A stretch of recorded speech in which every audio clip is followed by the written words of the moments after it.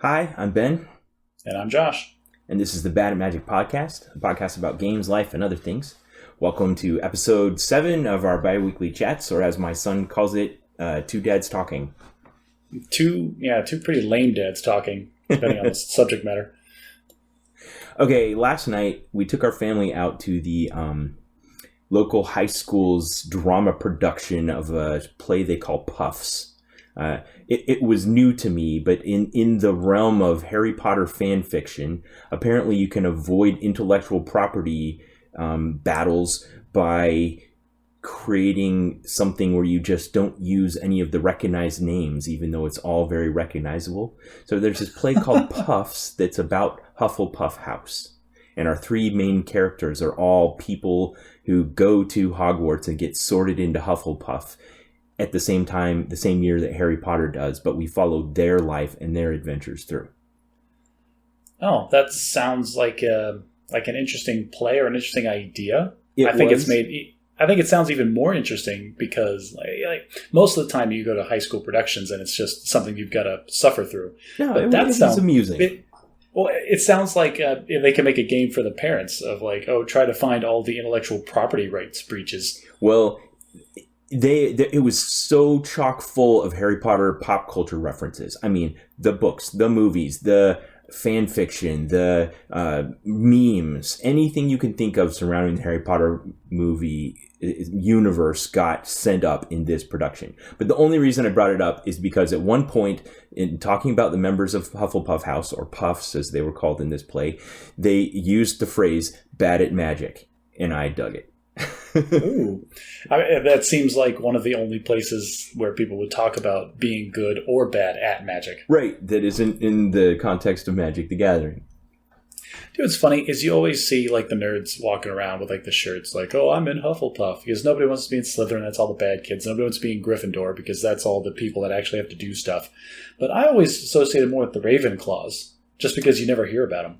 You would think so, but in my house, we have proud members of all 4 houses. My daughter Samantha, the youngest, who is Machiavellian to say the least, is a proud member of Slytherin. We went to the park in Florida, and she wanted a Slytherin shirt. I mean, there are those people out there. I would keep my eye on that if I were you. I am. That's, you know what, like the last podcast we were talking about how you don't get those clear spikes in like normal social behavior to determine how your kids are developing. That might be one of those flags you want to take notice of. Yeah. She's only 9, but she had a fight with her mother this afternoon where she yelled something like, "Why don't you just let me lead my own life?" I'm thinking, I'm going to hear that again in 5 years, and it's really going to be terrible. If she's saying it now, you're going to hear it every week for the next 5 years. Oh, that's so, where do little kids get this level of drama? That's just ridiculous. My son said something like that the other day, and I can't remember. Like it was one of those things. Like he said it with the right inflection and tone, but he clearly had no idea what he was talking about, and so we just played it off as funny. But yeah, they're experimenting with language and culture, and they want to do something they probably saw somewhere else, and they do it poorly, and it's really funny. Well, and it's clearly they're copying it from somewhere. I just want to know where it came from. I think it was something like, "Oh, hey kid, you want to help me build some stuff in the garage?" He's like, "No, that's destroy them all." And he said it with like that maniacal, evil genius tone, and like I couldn't help but just start laughing at him. Like, no, we're not going to destroy. But you didn't know where it came from? I have no idea where that came from. No. So apparently your kids listen to it because it's 2 dads talking. My son, my 18-year-old son said that. That was his tagline of our podcast, 2 Dads Talking. Interesting. Did he say anything that indicated he actually listened to the podcast, or did he just like Absolutely. Read the title? He talks to me about it every time. He says, "Dad, I listen to a lot of podcasts that are kind of like yours, but what makes yours different is the fact that it isn't just 2 guys talking, it's 2 dads talking." Do dads just usually not have enough time for podcasts? I guess. Maybe that's the case. Maybe we're bad at magic. Maybe we're bad at parenting because we should be spending this time that we're investing in the podcast into our kids instead of instead of talking about how we're doing so well. We aren't taking our time to do things like make hot stoppers or do animated videos of our podcasts on YouTube. Again, that's a reference to the Hello Internet podcast. I want to make sure we cite all of our sources because I don't want those guys getting mad at us because I have nothing but respect for them. Me too. All right. So what is on our agenda to talk about in our lucky episode number 7? Well, last week we talked about the speculation and economics surrounding a mythic planeswalker called Oko. Yes. The investment of Magic the Gathering cards. Now, we don't have to go in depth on that again, but I do want to revisit it just because of the updates that have happened. And maybe people are interested in how this all plays out. Sure. We'll keep it short, Alicia, I promise. Yeah. I preface that before I start talking. We're going to keep it short, everybody. I guess we're going to keep it short, everybody. So basically what's happening is, like we talked about, this one card is kind of warping the world around it. And there was another Mythic Championship, another big pro tournament last weekend, and it was even more warped than it had been in the past. Something like approaching 70% of all of the decks that were played there were decks built around Oko. And then the top 8 players, they usually do, it's a ladder tournament, and so the top 8 are the people that you really pay attention to. 6 of those decks, so a full 75% or whatever that works out to be, I should know that, were Oko decks. So it's looking more and more, and everybody's talking about how there is no way that Wizards, the manufacturer of this game, can get away with not restricting the use of this card by banning it and say it's no longer viable or legal to play in tournaments. Go ahead. I just want to tack on, which would then destroy its current value. I listened to some other speculators that are much more engaged in the community and have a lot more involvement in this kind of thing, basically say that all of this stuff we're talking about isn't something that's going to happen. It is happening. Meaning the price fluctuations we're seeing right now are all taking all of this speculation, tournament results, and all that stuff into account. Yeah, and that's a principle in finance. I think they call that it's a perfect market, where the market reacts instantly to all known information. Yes, exactly. Yeah.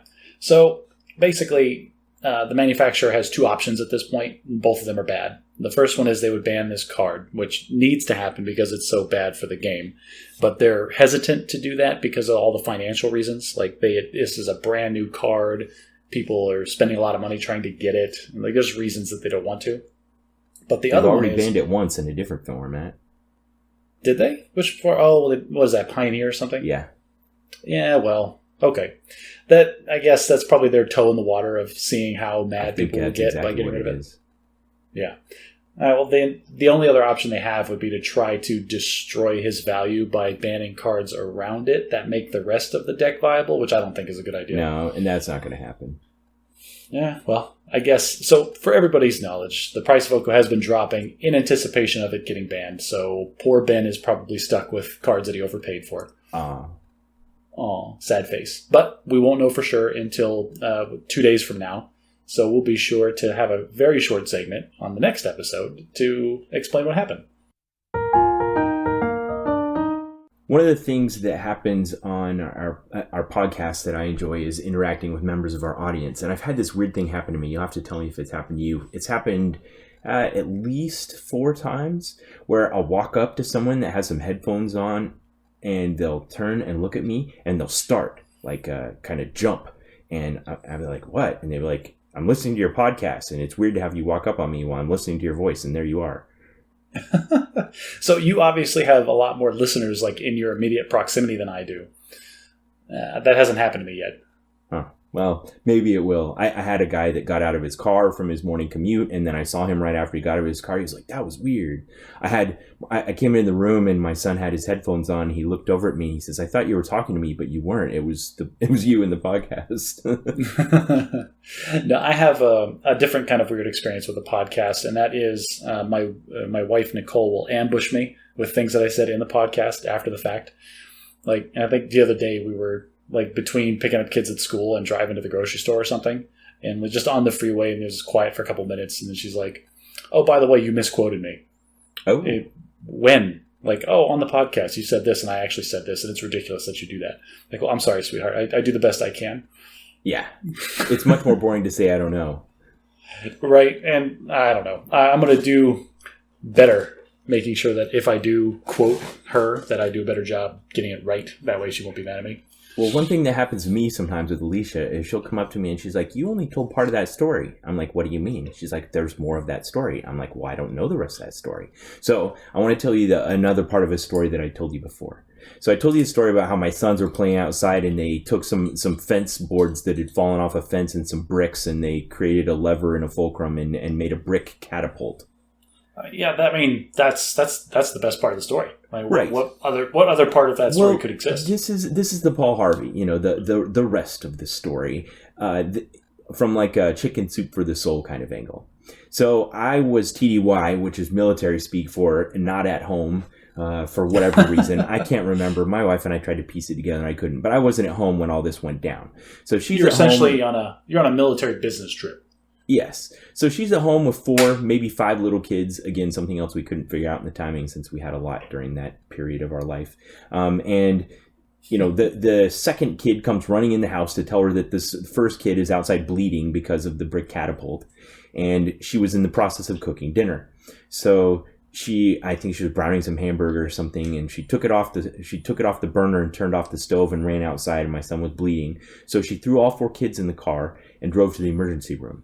So the rest of the story is, since she couldn't call me and have me come rescue, she was in the emergency room with the oldest, who was 6, which meant the next was 4, the next was 2, and the next was brand newborn. So she had a baby and 3 kids under the age of 7, all at the emergency room there at Langley Air Force Base. And what comes to happen in the chicken soup for the soul part of this is just the way that the military community looks out for each other. So she had a friend that she'd made an appointment that was going to be coming over, a good friend of ours still, who's a lieutenant colonel in the reserves. She was just a captain at the time, and she'd come over to the house to check on Alicia and just see how she was doing since I was out of town. And she wasn't there, and she'd never stood her up for an appointment before, so it was kind of unexpected. And she glanced in the window in our carport and could see the food sitting there on the stove, like half cooked. Oh, geez. So okay. She went in and finished the meal and then ate it. She could have just given up at this point, but she was like, no, something's not right. I better look into this and see if I can figure out what went wrong. So she saw the neighbor outside across the street, and she's like, what's going on? She's like, oh, Alicia went to the hospital with the kids. She's like, oh, no. So instead of just like going home or call, I don't know, we were still in the dark ages with our cell phone situation. Anyway, she went to the hospital. Alicia's in the room, and the doctor's like giving the diagnosis. I think he ended up super gluing the cut in my son's eyebrow shut. But she showed up there at the hospital and they weren't done yet, and she was like, oh my gosh, let me help you. And she took the 2 middle kids, left my wife with the baby and the oldest, and took them home and fed them dinner. Aw. You see, that's those heartwarming stories that you do, and that is chicken soup for the soul. It is. It's nice. It's nice that we have a community of friends who are looking out for each other and who'll go the extra mile in a situation like that. Dude, what's funny is this is another illustration about how you and I are different and how we see the world differently. Because you said, like, oh, there's another part of the story they need to tell. And immediately my brain went to, oh, I want to hear, like, I immediately concocted the version of the story that I wanted to hear. I wanted to hear that your son had this catapult constructed for weeks and that he was holding tournaments to see how far they could launch different things. And, like, there was this huge, like, elaborate following. Like, I wanted this to be like this whole giant thing before somebody got hurt and then it found out and was shut down. But no, your story is much more, like you said, chicken soup of the soul. And instead I gave you a cup of cocoa. I get it. It's like, oh, cocoa's great, but I really wanted that whiskey. Yeah. There's a lot of challenges that go along with military life, as I'm sure you know. And your unit can help look out for you to some extent, but really it's your friends and neighbors that help cover it, at least for your family at times like that when you're away from home and somebody's in need. Ben, you make me just want to find somebody and give them a hug. Aw, like this. That's nice. You're just such a wholesome person. Thank you so much. You pretend that you aren't. I'm definitely not. But you'd written down that you want to talk about playing games with your kids. Ah. Dang it, that's such a great transition, and it just totally obliterates my image as not a great person. Yes, I did write that down. So that was one thing that I think will be interesting for us to discuss because, like we said, this is a podcast about games, life, and other things. And one of the majority of the other things that we talk about is our kids and parenting. And so why not marry up two of our supposed recurring topics of games and kids?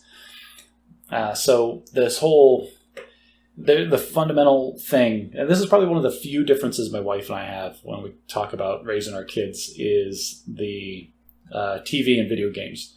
Because she, from my perspective at least, she needs to, if her opinion is not this, then I'm going to leave it up to her to correct it in the Reddit or on the Facebook or wherever.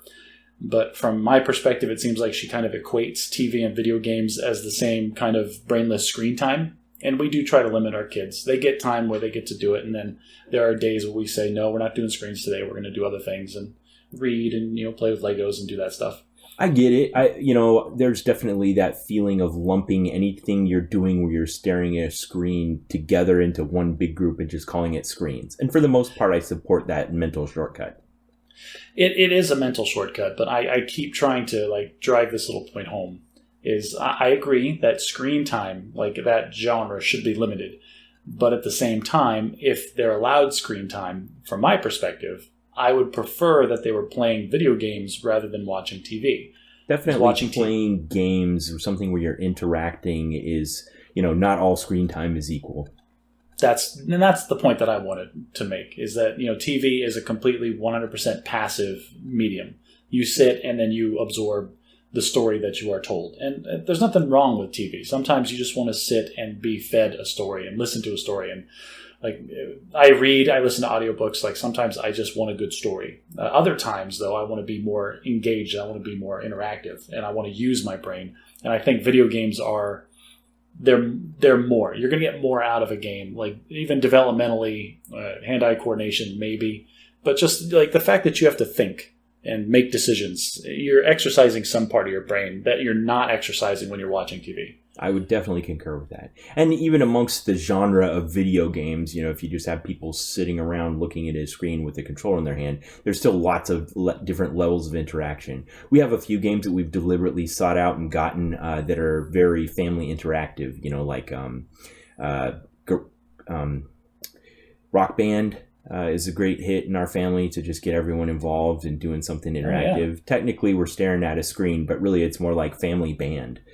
We also have this game, I think, called Use Your Words by Brentalfloss, the guy from the YouTube channel, where it's like interactive Mad Libs where everybody takes an iPad or an iPhone and it'll give you a riddle or an old-timey movie clip and then have you give it a funny caption or fill in the blank, and then it reads everyone's answers anonymously, and then you score the best ones and the winner with the highest score. Fun, interactive, laughing family games. That is cool. The technology integrates to make that possible, because I can see a paper version of that being a lot more complicated to pull off. Yeah. And there's another one called Kahoot, which I think is used a lot in classrooms. I started using recently, and I liked it so much that it's just an online website where you can set up a multiple choice quiz, but then anyone with a digital device can go to the website and you can log in and do a real-time quiz where it'll show the 4 multiple choice answers up on the screen, and anyone that's logged in can answer, and at times who answers the fastest and gets it right and keeps score. So what I did is, before our family reunion back in July, I made up 3 family quizzes. There were 20 questions each about things about members of our family. So it was nicknames, stories, embarrassing facts, those kinds of things. And then it would be a question which person of our family can point out Venus in the sky anytime, day or night? And that's my dad, of course, because it's his superpower. Even if it's on the other side of the Earth, he can point through the Earth to the position of Venus in the sky. Oh, hang on a second. How do you verify that? You would be astonished. Anyway, it was that's not an answer. You can't verify that. I can point to Venus right now. It's that way. You can verify it. He just knows in 3-dimensional space. It's like Venus is orbiting around him. I don't buy it. Buy it. I'm going to need to see a lot stronger evidence than an anecdote. He's worked at a planetarium for the last 20 years. This sounds like a trick that a dad does to a little kid, and you just never got in on the other side of it. No, No way. My dad knows where Venus is any time of night or day. Don't you dare take this away from me. Yeah, so that's another time where you would say, oh, look, they're all just looking at a screen. But the technology and the accessibility has improved to the point where it's an analog for something much different. I mean, this is like playing Red Rover, but nobody's going to get hurt. We're looking at each other, we're laughing, we're getting to know each other, we're interacting, and technically we're playing a video game. Man, you had some really good examples, honestly, when you're talking about that stuff. Like the Rock Band, that's great. That's not that's a group activity. That's rhythm. So you're working on musical skills. It's also music appreciation. Maybe these kids have never heard or would never listen to these songs on their own. But usually those Rock Band games have a really wide selection of really good music. Yeah, I love it. That's good stuff. Like we're not at that stage yet because my kids are still younger, but we are. Slowly introducing some of the more basic and simple games to them, and it's fun to see them like click through all the steps that you do when you're learning games. Well, that's something to look forward to when they get older, because I always say I love having teenagers, and that's the kind of thing that's really fun. Oh, I'm still waiting. Like, there's going to be a day when my son asks me, it's like, hey, Dad, what is this Dungeons and Dragons that you play? And like my brain is going to go on high alert. Because I imagine like the Inside Out people inside my head, like half of them are going to be freaking out. This will be the person in charge, right? Everybody calm down. We've got one shot at this. Then you got to play it cool. It's like, oh, well, it's a paper and pencil RPG. You just kind of calmly explain it and like try to like reel him in slow like you do with the big fish. Well, video games aside, there's other games we play with our kids, I think, when we're trying to be good parents and turn the screens off. No, yeah, I've got my daughter just got to the age where she understands. Like she can act. Most games we play with her, she'll drift off and she's gone. And then my wife is the third and the fourth player. But we started doing Go Fish, and Jane actually understands the principle. That's a little kid version of Go Fish. So like you have one of those cutesy decks of cards with the little pictures of fish on it, or like you're playing with face cards. Okay, and that's the next thing I was going to say, because there's no way she would be in if it was just regular playing cards. No, it's one of those fancy cute ones where it's undersea animals and they're different colors. Okay. It's like, do you have an octopus? And then, or, oh yeah, here's my octopus. And it's fun because she understands the game enough where she asks somebody a question, and if it's a yes, then she gets the card and she gets to put them down and she's happy about it. So many great developmental things you can see in those situations. Yes, because my son he is 8, and I'm seeing him put together, like if my wife asks for a seahorse and then it's his turn next, then he asks her for the seahorse. Right. Like, so he's starting to figure it out. Yeah. But your daughter doesn't get that yet. Nope, not at all. Yeah. Which is fun and cute. So that we talked about that when you were talking about them playing rock, paper, scissors. About how he can't just guess her pattern because she's chaos. Yes. And you know what's funny is that chaos works both ways, because he uses it to his advantage too. And that's for another game we play. Usually him and we play Battleship occasionally. And Battleship is great because it's a mathematical game. Like you can optimize and use deductive reasoning and logic to optimize your strategy. But it does not matter how much of my brain I dedicate to optimizing this game of Battleship. That freaking kid will randomly guess where all of my ships are every time. That's the worst. You're like, I am using the optimal algorithm for defeating you. And he just wipes you out with a couple of lucky guesses. And that's the thing, is he's just all over the place. There was a couple of games where I started tracking his shots. I'm like, he's doing something, but he's not. He is just shooting randomly all over the freaking board. And he'll hit one of my ships, and then he'll zero in on that area, like you do. You get a hit, and you can figure out which way it's going. He's good enough to know that at that point. Yes, that he gets one hit. He needs to work around until he sinks the ship there, and like that's it. Like, and it just snowballs from there. It's like, oh well, he got my two hit ship, so that's basically it. It's game over, man. One interesting aspect of gaming that came out of my family is when we merged the two family cultures of our previous lives, of my wife and I. So she came from a house where she had some very stickler for the rules kind of people. And in my house, we were more just freewheeling, house rules, have fun kind of people. Like, I don't think I've ever played a proper game of Monopoly according to the rules of my life. which is why I still enjoyed it until I met my wife. Well, then you're not supposed to enjoy Monopoly. I think we've mentioned that before. I know. We have, and somehow I was, which meant I was doing it wrong. So my wife and I, when we would start to play games together, she was like, well, that's not how you do it. I'd be like, well, so what? But, she wanted to follow the rules, and we'd do our best. We'd play games with the kids, and I think we've both come around a little bit. I know the rules a little bit better now, and she knows when to just kind of chill sometimes.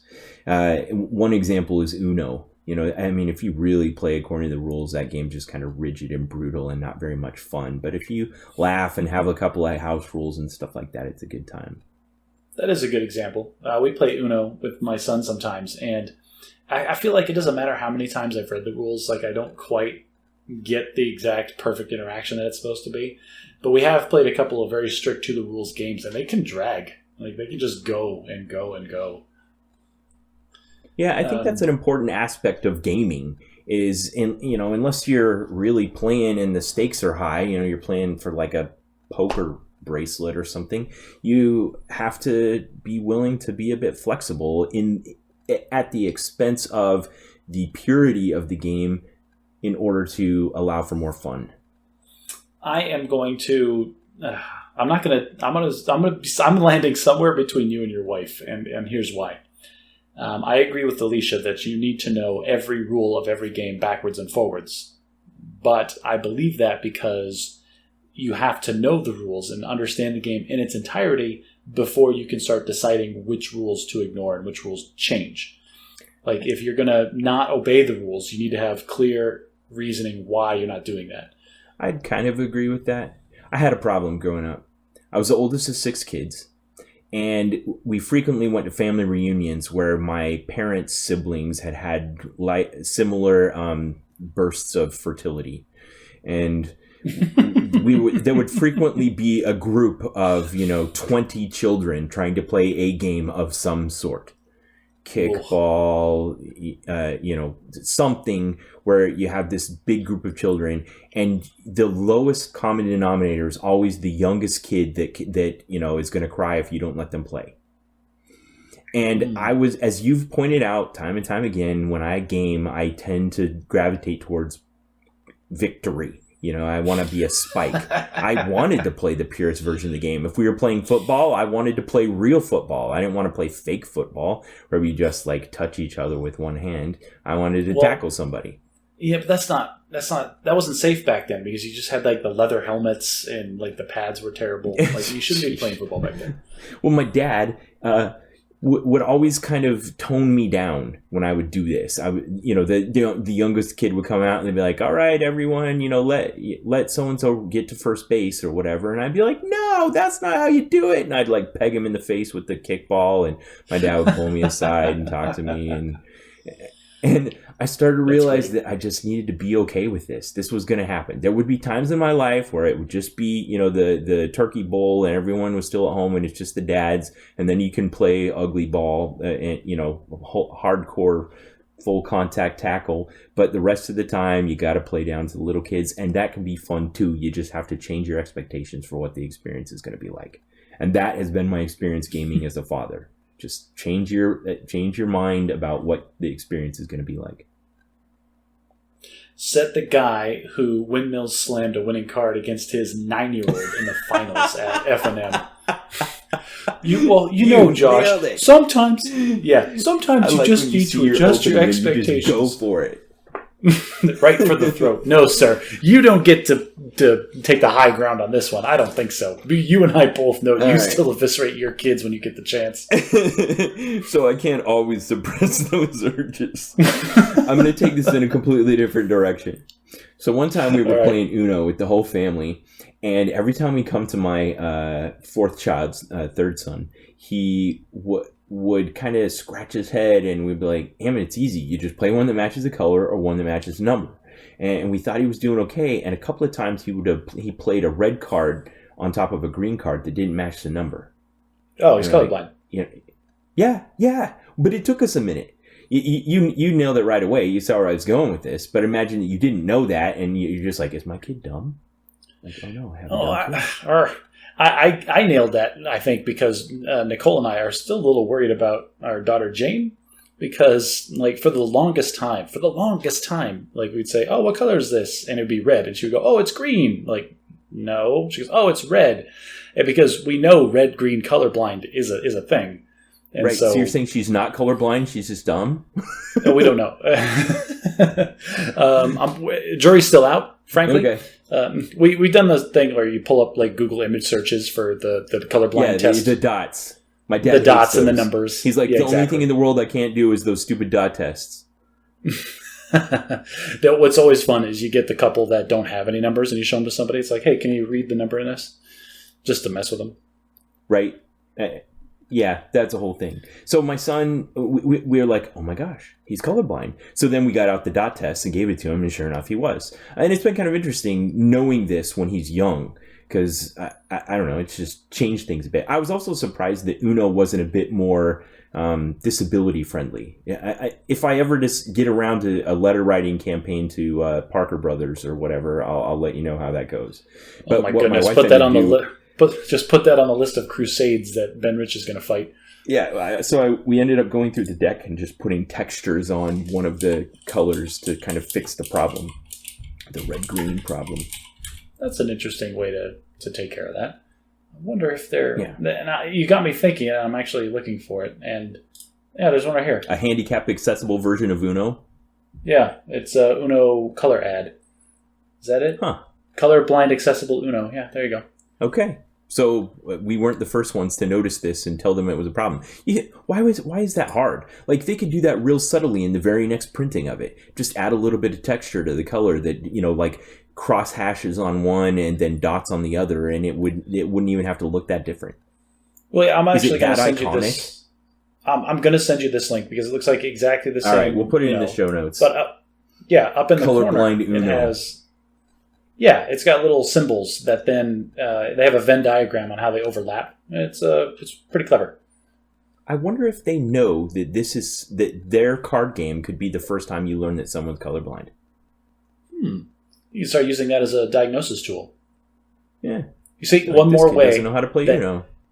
Yeah, this is one more way that games can improve your life, listeners.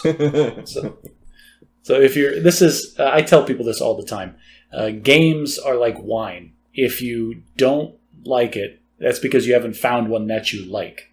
I mean, there's such a wide array of games and wines out there. So also, listeners, if you don't drink wine, just try wine. It's good too. I'm going to make a cat poster, a little image macro of your quote there. Games are like wine. If you don't like it, try a different one. Yeah. Well, and that brings this... I want to tell this little story because it was a super cute moment that we had. I had a real father-daughter moment. We downloaded a little game on the Switch. People probably heard of it. It was blowing up the internet for like a couple of weeks. It's the Untitled Goose Game. Have you heard of that? Yeah, I think it's 15 minutes or over. Oh, probably. But I bit hard. I spent $10. I downloaded Untitled Goose Game, and I'll tell you what, like, it's awesome. It's worth $10. I'll tell you that. You just get to play as a goose and harass all these people in this quiet little village somewhere. And we had this great moment because I was laying on the couch one evening playing as a goose, trying to untie this kid's shoes and steal his glasses. And my daughter was like lying on the couch next to me, like her arm on her head on my shoulder. And then like I tripped the kid and his glasses fell off and she started yelling, "Get him! Steal his stuff and run away." And my wife is like, "What are you two doing?" This harmless game about a goose in a village is turning your daughter into like a sociopath. It is very subtle in the way that that's exactly what it's doing. I mean, just because you're a harmless-looking barnyard animal doesn't mean you aren't just... It's not just Grand Theft Auto in disguise. No, I'm laughing so hard because if my daughter turns into a sociopath, this is going to be the last thing on the list that caused it. It was Untitled Goose Game. That's what it was. No, I'm the other end of the list. Like, there's so much stuff that we do that's going to make her a sociopath before the Goose Game. No, anyway, Goose Game's great. I'd recommend it for people with kids. And it's really easy. It's good. It's awesome. Okay, so I picked out a couple of words for bad at English this week, but I changed my mind because this week we'd chosen to review the Netflix series Living with Yourself with Paul Rudd because the actress in it is a girl named Aisling B. She is Irish, which very curiously I found in the series that it never comes up. They never bring it up or address the fact that she has like this thick Dublin accent. Well, not once. That's for our discussion that we're going to have later about the show. But like, does it need to come up? Like, she's Irish. That's why. I like that. I like that in our time of multiculturalism and globalism, we can have something as thick as like an American living in the Midwest, married to an Irish woman, and no one ever brings it up. Like they didn't even notice. Because it's very noticeable. So I enjoyed her performance enough in the show that I Googled her and found out that she's a stand-up comedian. And I found this delightful clip where she's on some interview show with some British interviewer who was interviewing her, and they were having a little moment, the two Brits with the two people from the islands with the Yank in the room, where they were having a laugh, and they discussed the word ghee. Ghee is an Indian word for clarified butter. It's a class of clarified butter that originated in ancient India and is commonly used in Middle Eastern cuisine. But apparently in Belfast or Dublin, it also means a vagina. So that was the point of discussion, and Paul Rudd was duly embarrassed, and the two Brits had a good laugh, and I don't even know why that came up. So You kiss your mother with that mouth? Good Lord, Ben. Our British word of the day is ghee, which means clarified butter. It means clarified butter. That's exactly what it means. That is what it means. That's funny. Like I'm imagining you watching what is that? An English talk show with two Irish people speaking on it. Like, was any of it like understandable? I mean, I guess you lived in England, so you probably understood. They have a British television show that's very much the equivalent of Jerry Springer called Jeremy Kyle. And this is the kind of word you can imagine people on that show, shouting like "kick her in the ghee." Like, oh, jeez. That's excellent. Okay, I'm glad. You know what? I'm glad that our bad at English segment isn't always the lofty, like corporate speak that you'll use in fancy office buildings. We got to bring it down to the common man sometimes. Next time you're saying ghee, I hope it's in the term of cooking in the kitchen. I don't even know what clarified butter is. Like, is that salted or unsalted butter? You've done this before. I don't know if you've ever had a recipe where you just take some butter and you melt it, and it kind of separates into two parts. The like real transparent light yellow part, and then the like cloudy lighter yellow part. Am I supposed to keep those separate? Because I was just whisk them back together. Right, but if you were to, you can go to the store and buy ghee, which is just the clear part. Is that the good part of the butter or the bad part of the butter? I don't know. It's used in cooking in India.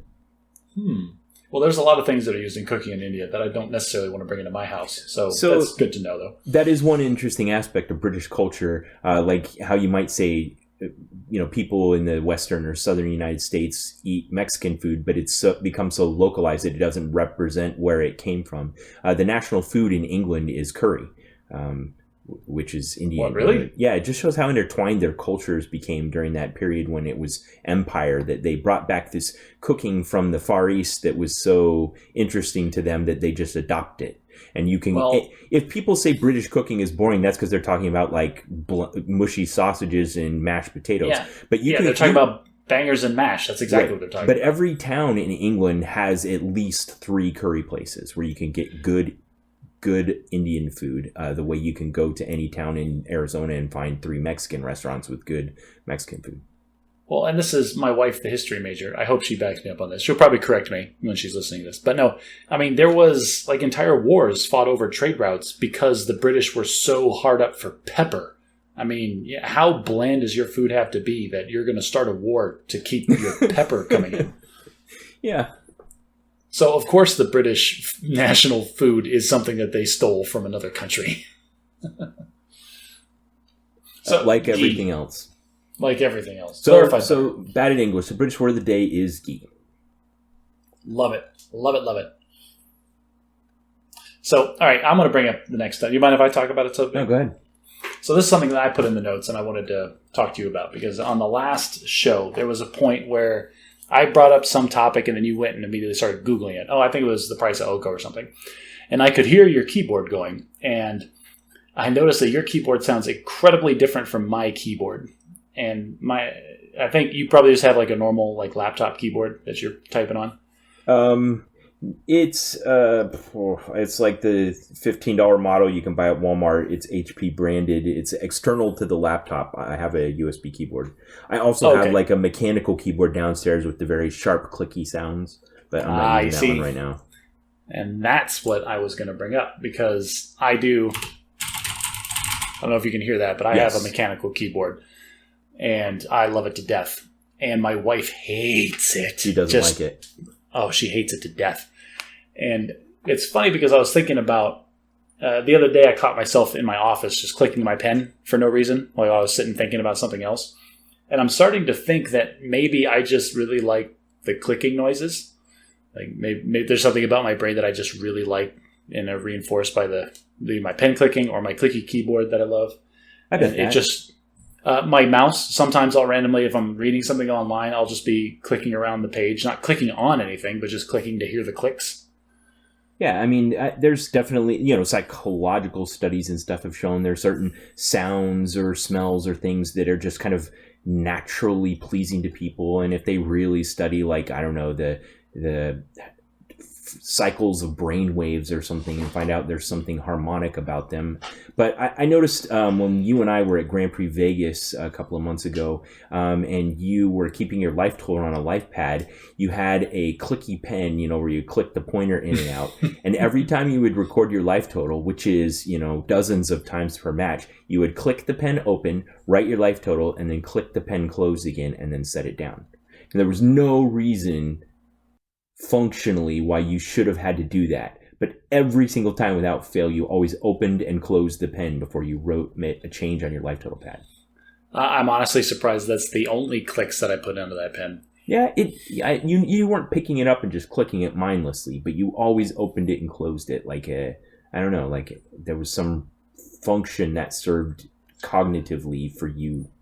Well, you see, and there you go. This has only been drawn to my attention recently, because my wife has always been driven crazy by the fact that I click, but it wasn't until like a couple of weeks ago I was doing it. She's like, "You have got to stop." I'm like, "Stop what?" She's like, "You are clicking the mouse just all over the place while I'm trying to read this site." And I realized that I was doing it and I didn't know why. And the more I thought about it, I think I just like the clicking noises, Ben.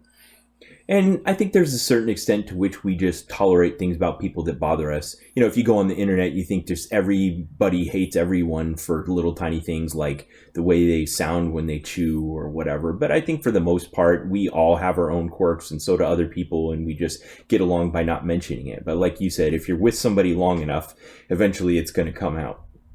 Now, we need to edit out that last little caveat that you put in there, because I want my wife to listen to this and say, "Hey, Ben said that you need to just put up with my clicking." Oh, I gave her an escape clause. Yeah. Well, that's standard you. It's like you're going to say the thing, and then you're going to say the nice thing to smooth it out, so everybody's happy at the end. Hooray! It's my poop. Hooray! Well, but see, the things about me that bug people are like the kind of stuff that isn't just small annoying, it's big annoying, and then they blow up and we have a fight.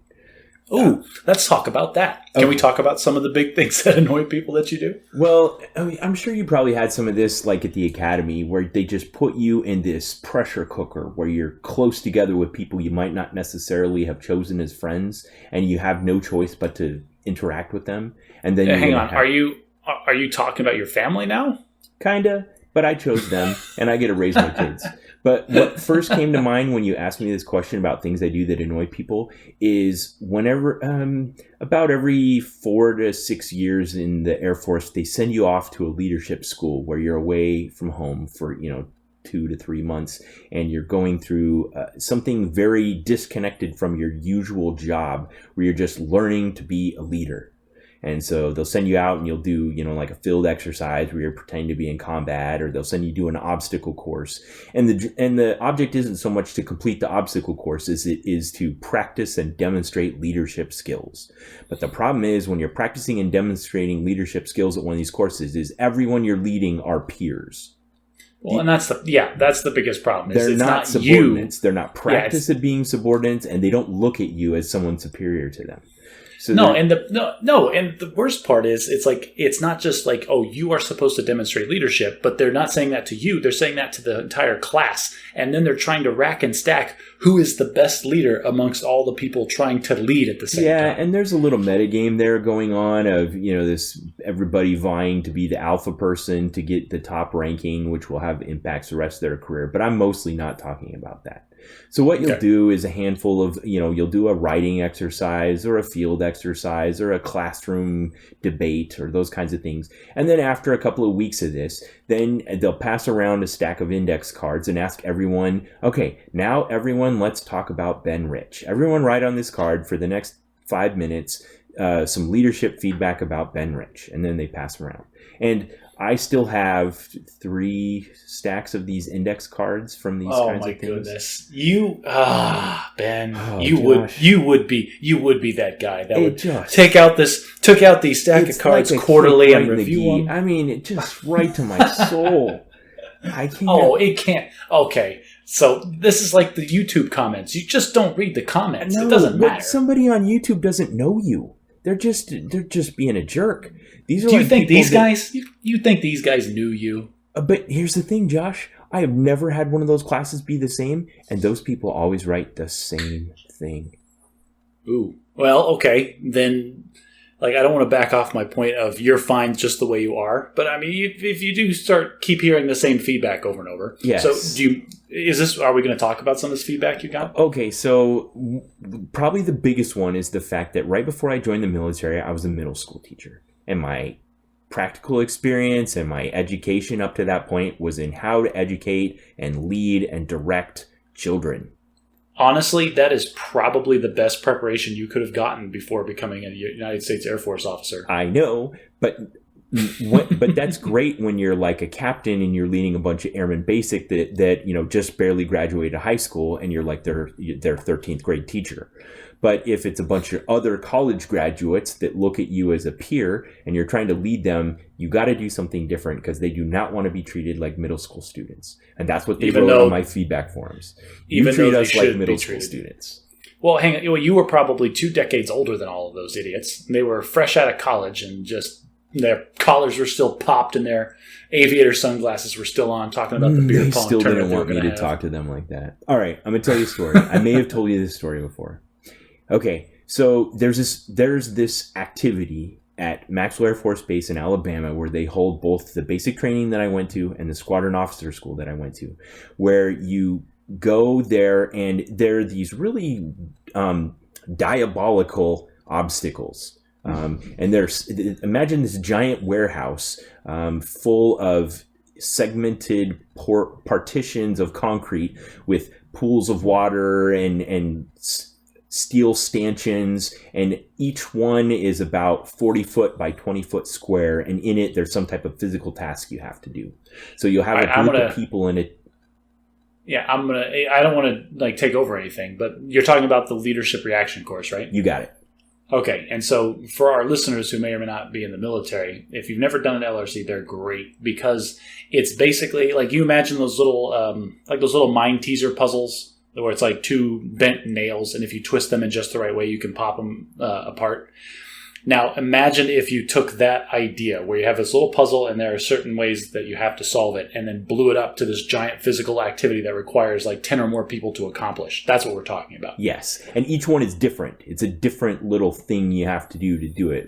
There's one where there's this pool full of water and there's little concrete, what looks like coffee cans sticking out of the pool of water, and you have 2 boards and 10 people, and you have to get all the people across the pool without touching the water, and the boards are different lengths and the coffee cans are different distances apart, and so you have to go the right direction and squeeze everyone onto the board and move the board at the same. It's fantastic.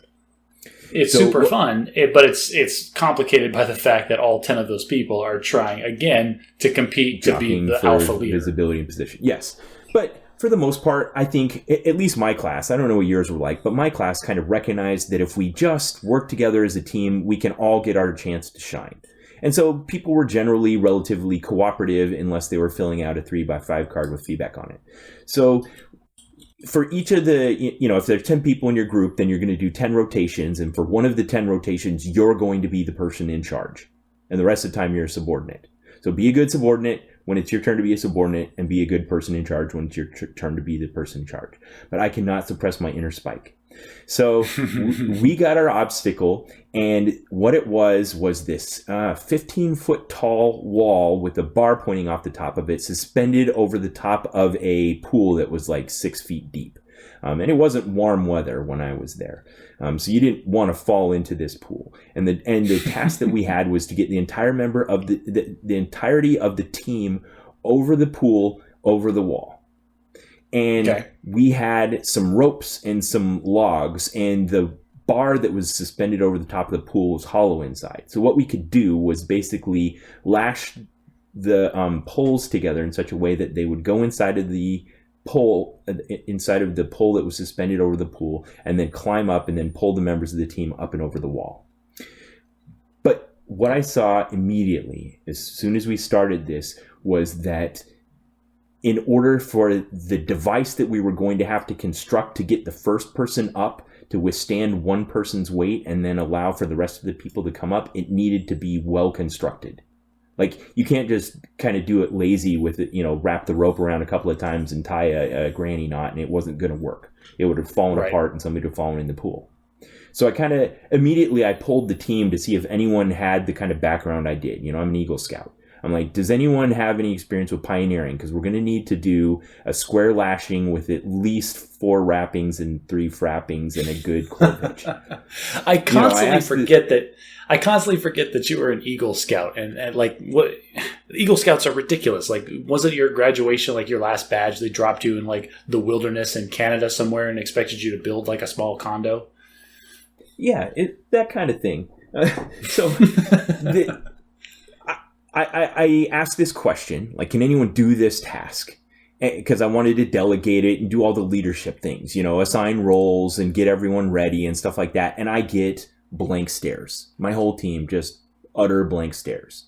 And I'm thinking, great, we're cooked before we even started.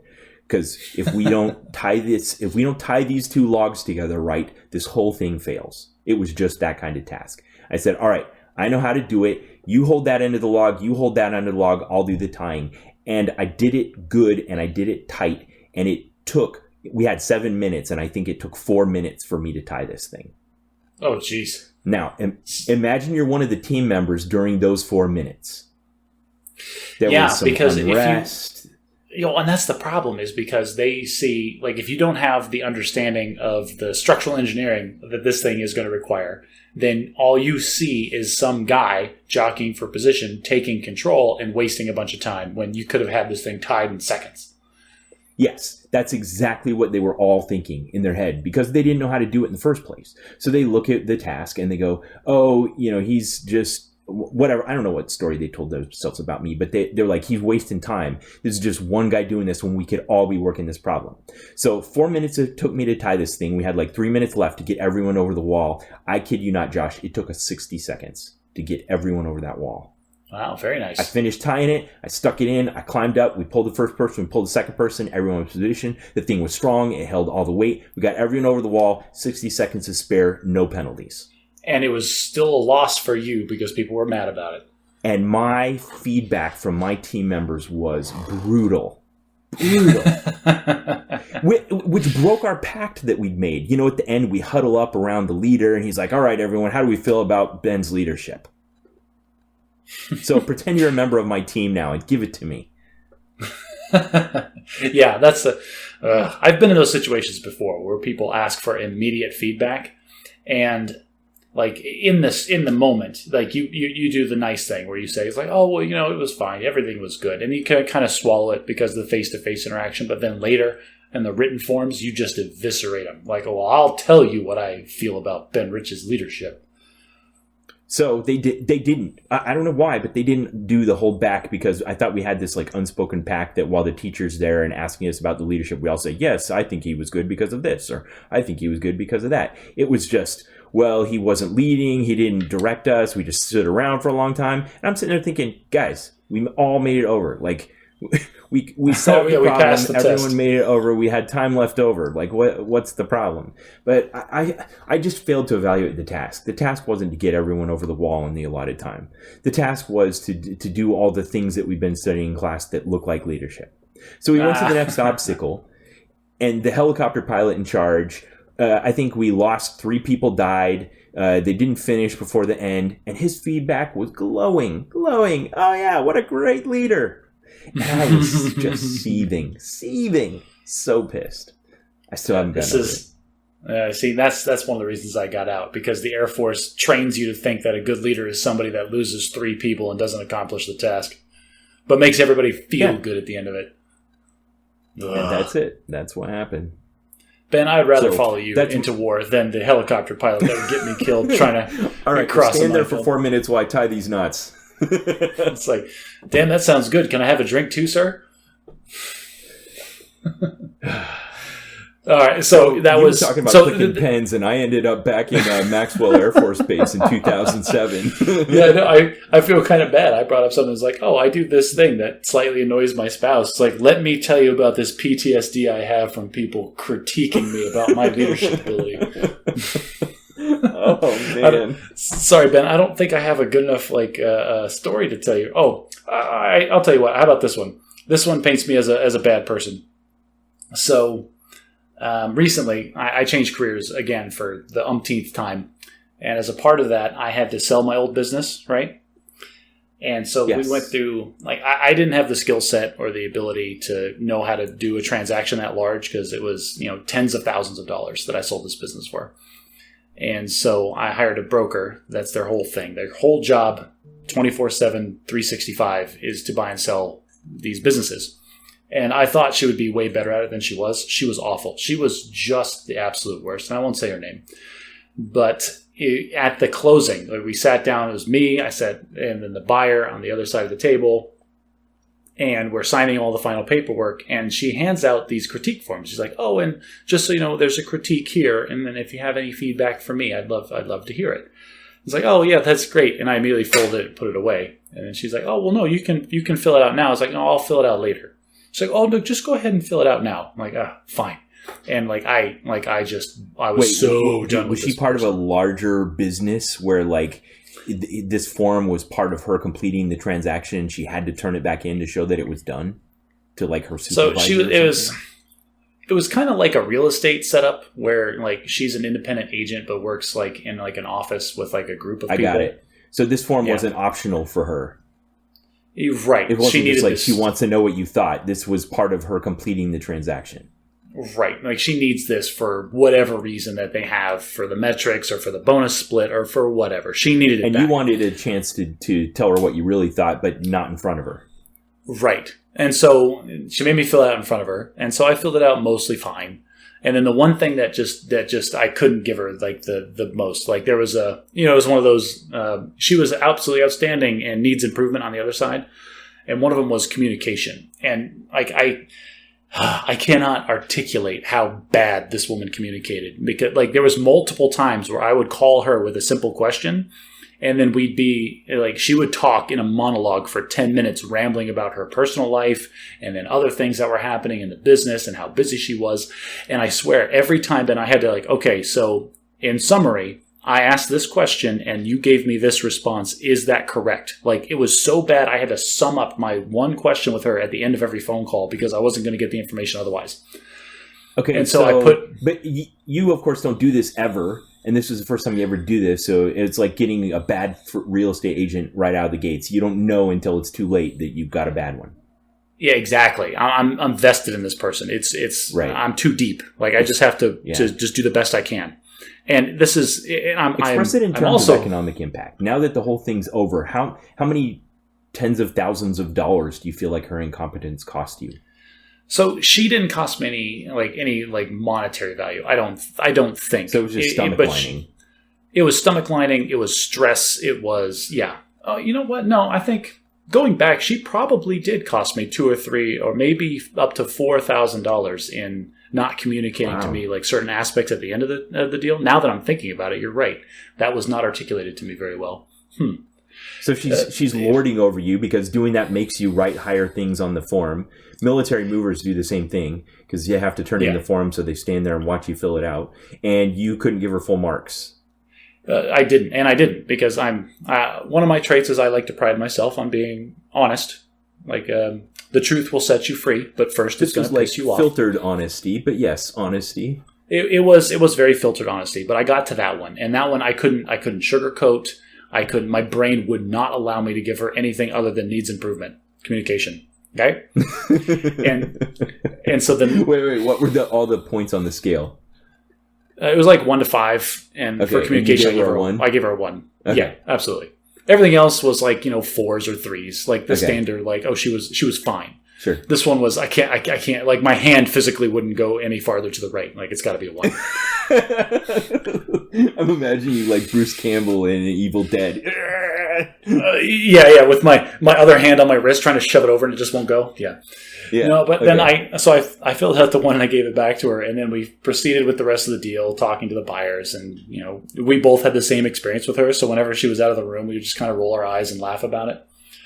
But then, and this is the last thing. I'm trying to be nice about it by giving her good marks, except for the one thing.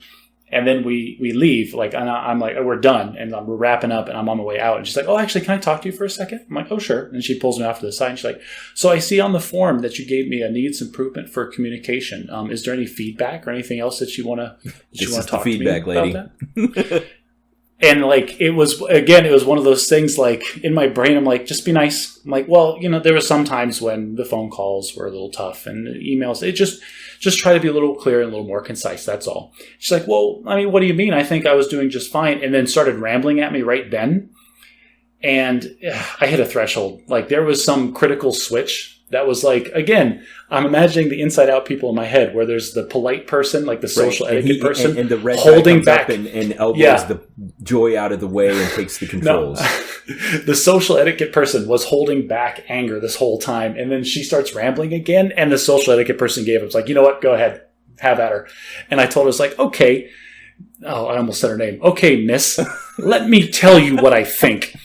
And I just and that was it. Then her diatribe was over, and it was, oh no, she wasn't there. And she would have stopped me, probably, okay. Or walked away or disowned me or something.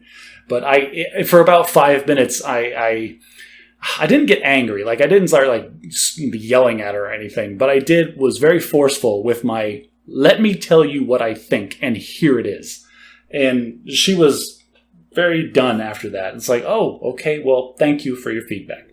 Thank you. Right. And then we left. We parted ways. Wow. It's interesting to think how just some random stranger that just the cosmos paired you with probably cost you a bunch of money. And I hope maybe that feedback's useful to her. She didn't see it that way. I'm sure it was just checking the box on her corporate execution process. Yeah, it probably was. And that's the thing. This is why a younger version of me lashed out all the time. Like I was very obsessed with justice, just the idea and concept of justice in the universe. Like, well, this isn't fair, and I'm going to draw my sword and I'm going to fall on it and make sure that this injustice does not go unnoticed or unheeded. But that burned a lot of bridges and crossed a lot of people the wrong way, and it caused me a lot of problems as a younger person. And so, as I've matured and aged, I think one of the better changes that I've made in my life is I try to let a lot more of that stuff go. And so I tried legitimately to just let that one go, and it didn't work. I could not control it. And finally, I don't know, maybe she just asked too many times. You know what I mean? I'm trying to hold back, and the third time you ask, okay, well, you want the truth, here's the truth. Yeah. I'm going to give you that one. I think it's good that you didn't. Sometimes people need to hear it. It's not going to change anything. That you got a booger hanging out of your nose because they don't want to be rude, then you just walk around with a booger hanging out of your nose all day. That's true. I don't know if... or the other thing is you just resent the person that told you had a booger. How dare that guy tell me I had a booger in my nose? What a jerk. I mean, sometimes when I go back and look at those stacks of 3x5 cards, sometimes I'm like, I don't really do that so much anymore. Ben Rich, sir, I'm going to tell you right now, you need to burn those 3x5 cards for two reasons. One, you're just fine the way you are. The world is a better place with Ben Rich than it would be without Ben Rich. One. Thanks, buddy. Two, if you're getting the same feedback, years separated between these courses, that's just who you are at this point. Are you really going to make like massive changes to your personality and style to affect the feedback that you get from random strangers that were just jockeying for position? Okay, I'm going to get way too real here for a second, but only just barely. I am on the tail end of probably the closest I've probably been to feeling depressed in my life. Because a year ago I was passed over for promotion, and then the following year I was passed over again, and those represented my two best chances, and I basically have reached a dead end in my career. And I've had to come face to face with a lot of those kinds of things, those feedback cards. Like, if I'd listened and made more changes, could I have prevented this kind of gut check evaluation of yourself? Oh, and if Alicia had taken this class instead of that class, would you have married a completely different person? If you had PCS to this base instead of that base, would you have had a completely different boss and career path? You can't ask yourself. I get it. I mean, there's the chaos theory, but there's also kind of a cone of that, 30 to 40% of people that did get promoted, where I was somewhere on the periphery of that. And in the past, there were different choices I could have made in the choose your own adventure we call life, where I would have ended up inside of the cone instead of outside of it. All right. So you put me in, I have two responses to this. One is utilitarian and one is touchy-feely. Which one do you want to hear first? Give me the touchy-feely first. Okay. Well, the touchy-feely version is, do you trust yourself? Like, I'm asking you the question. Okay, I think this feeds really well into the Netflix living with yourself. So I'll go into do I trust myself when we talk about that. Okay. We'll say it depends. Okay. Well, I make it a point that I am a competent, intelligent person.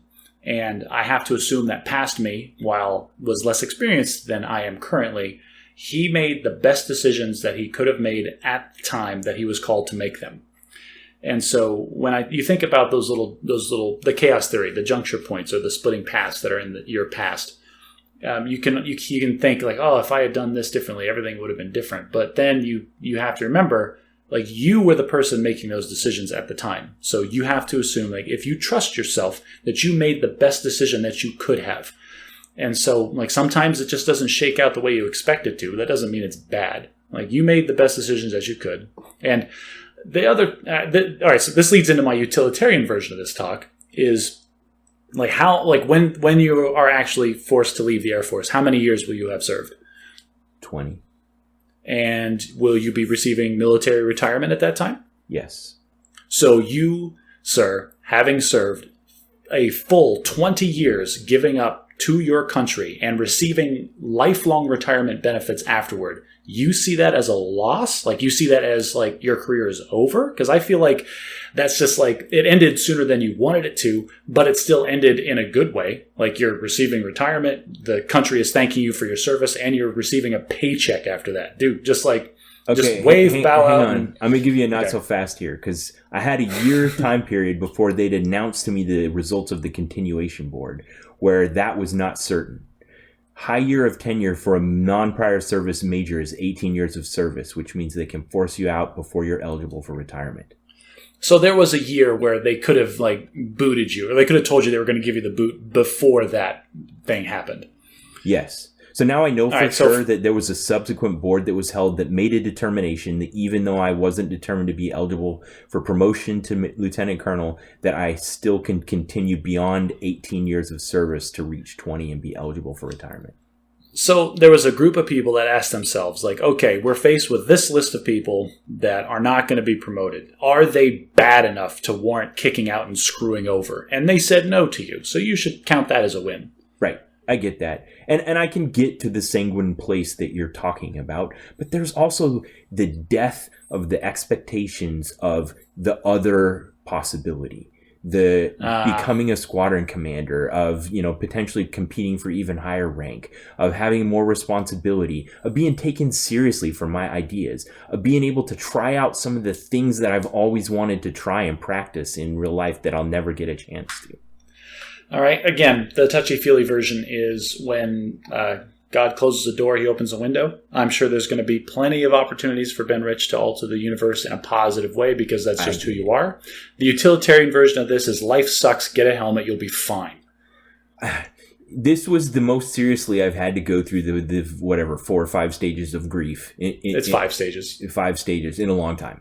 I really had to do them all. I don't do the anger thing very significantly. I'm not like really. I'm not. Like, I might have said "darn it" twice and dropped a spoon. Yeah,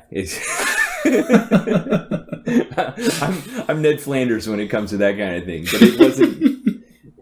Yeah.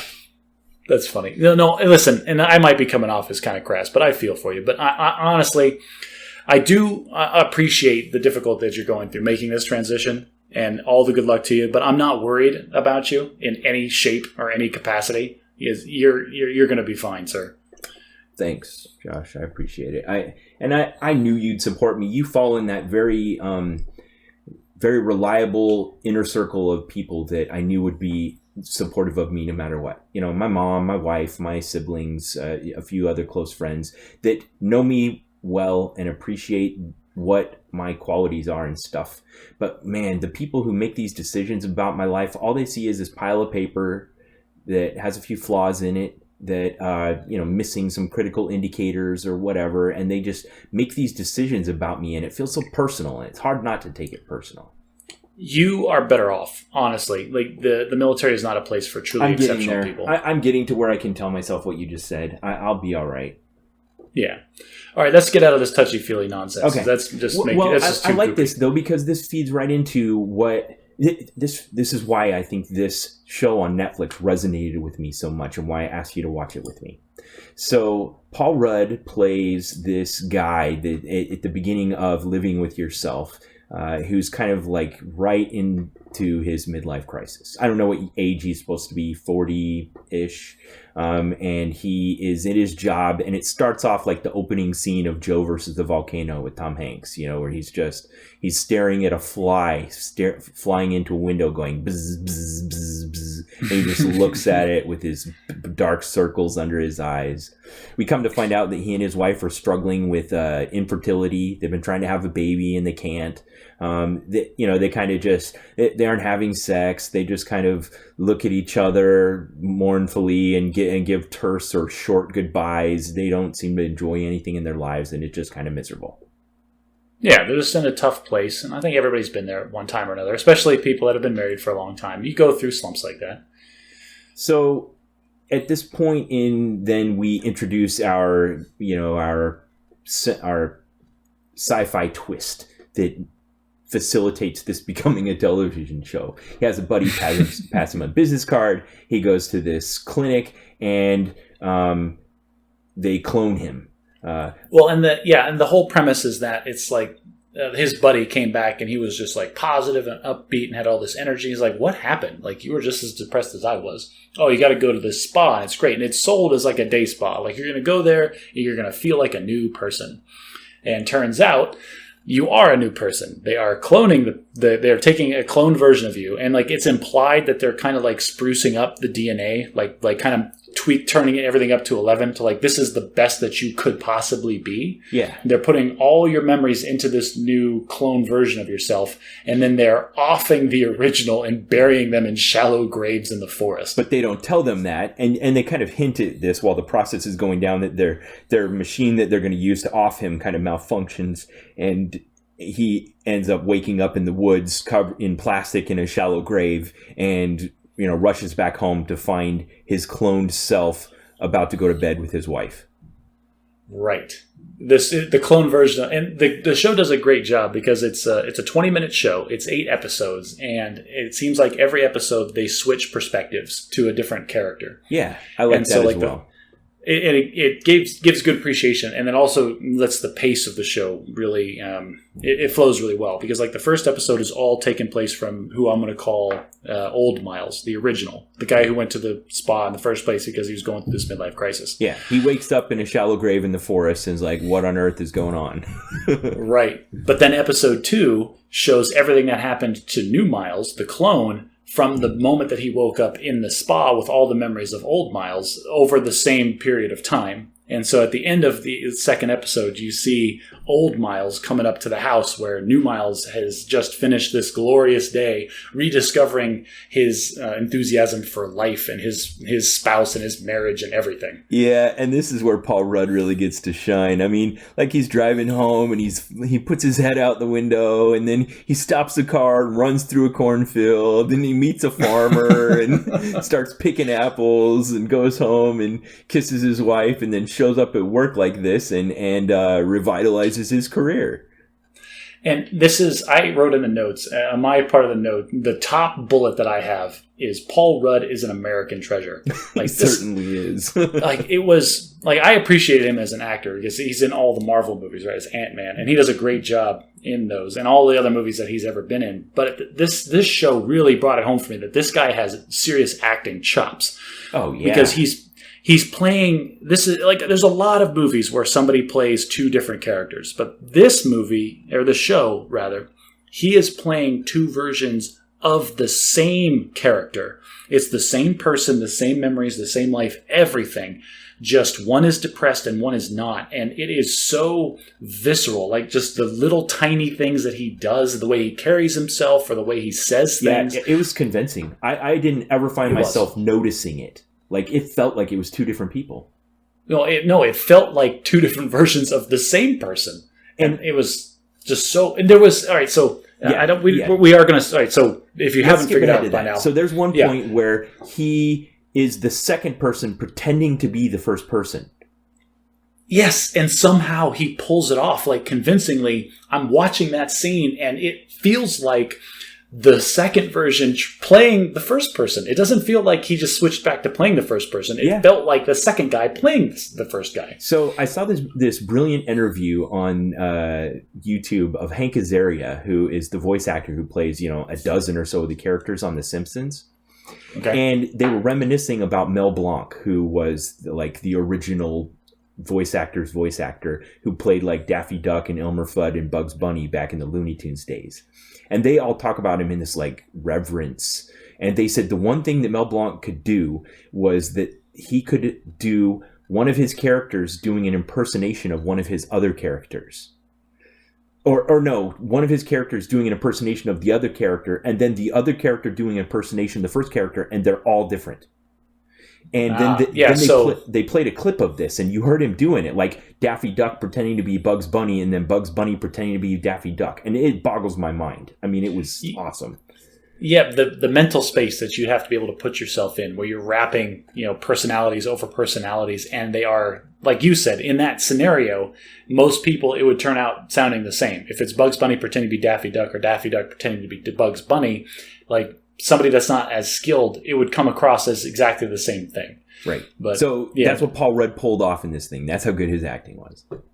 And that was my top bullet takeaway. Like, if you like Paul Rudd and hate sci-fi, still watch this show because it was amazing. So his wife in this, Aisling B., Irish comedian, as I mentioned earlier, was a revelation to me. I'd never seen her before. Once I went and Googled her and started watching some of her stand-up, delightful. She's fantastic. And she's great. Yes, she is also very great in this show.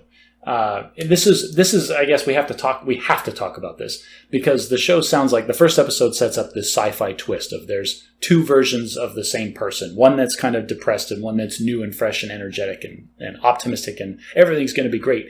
And there's that struggle in the first and second episodes where they're trying to basically rectify or reconcile the fact that they both exist in the same space. And I thought that was going to be the show, but no, they blow right past that. Like, oh, well, they just established and deconflicted and it's fine. The show is about the conflict that this introduces into the marriage. Honestly, that's like the 90% of what the show is about.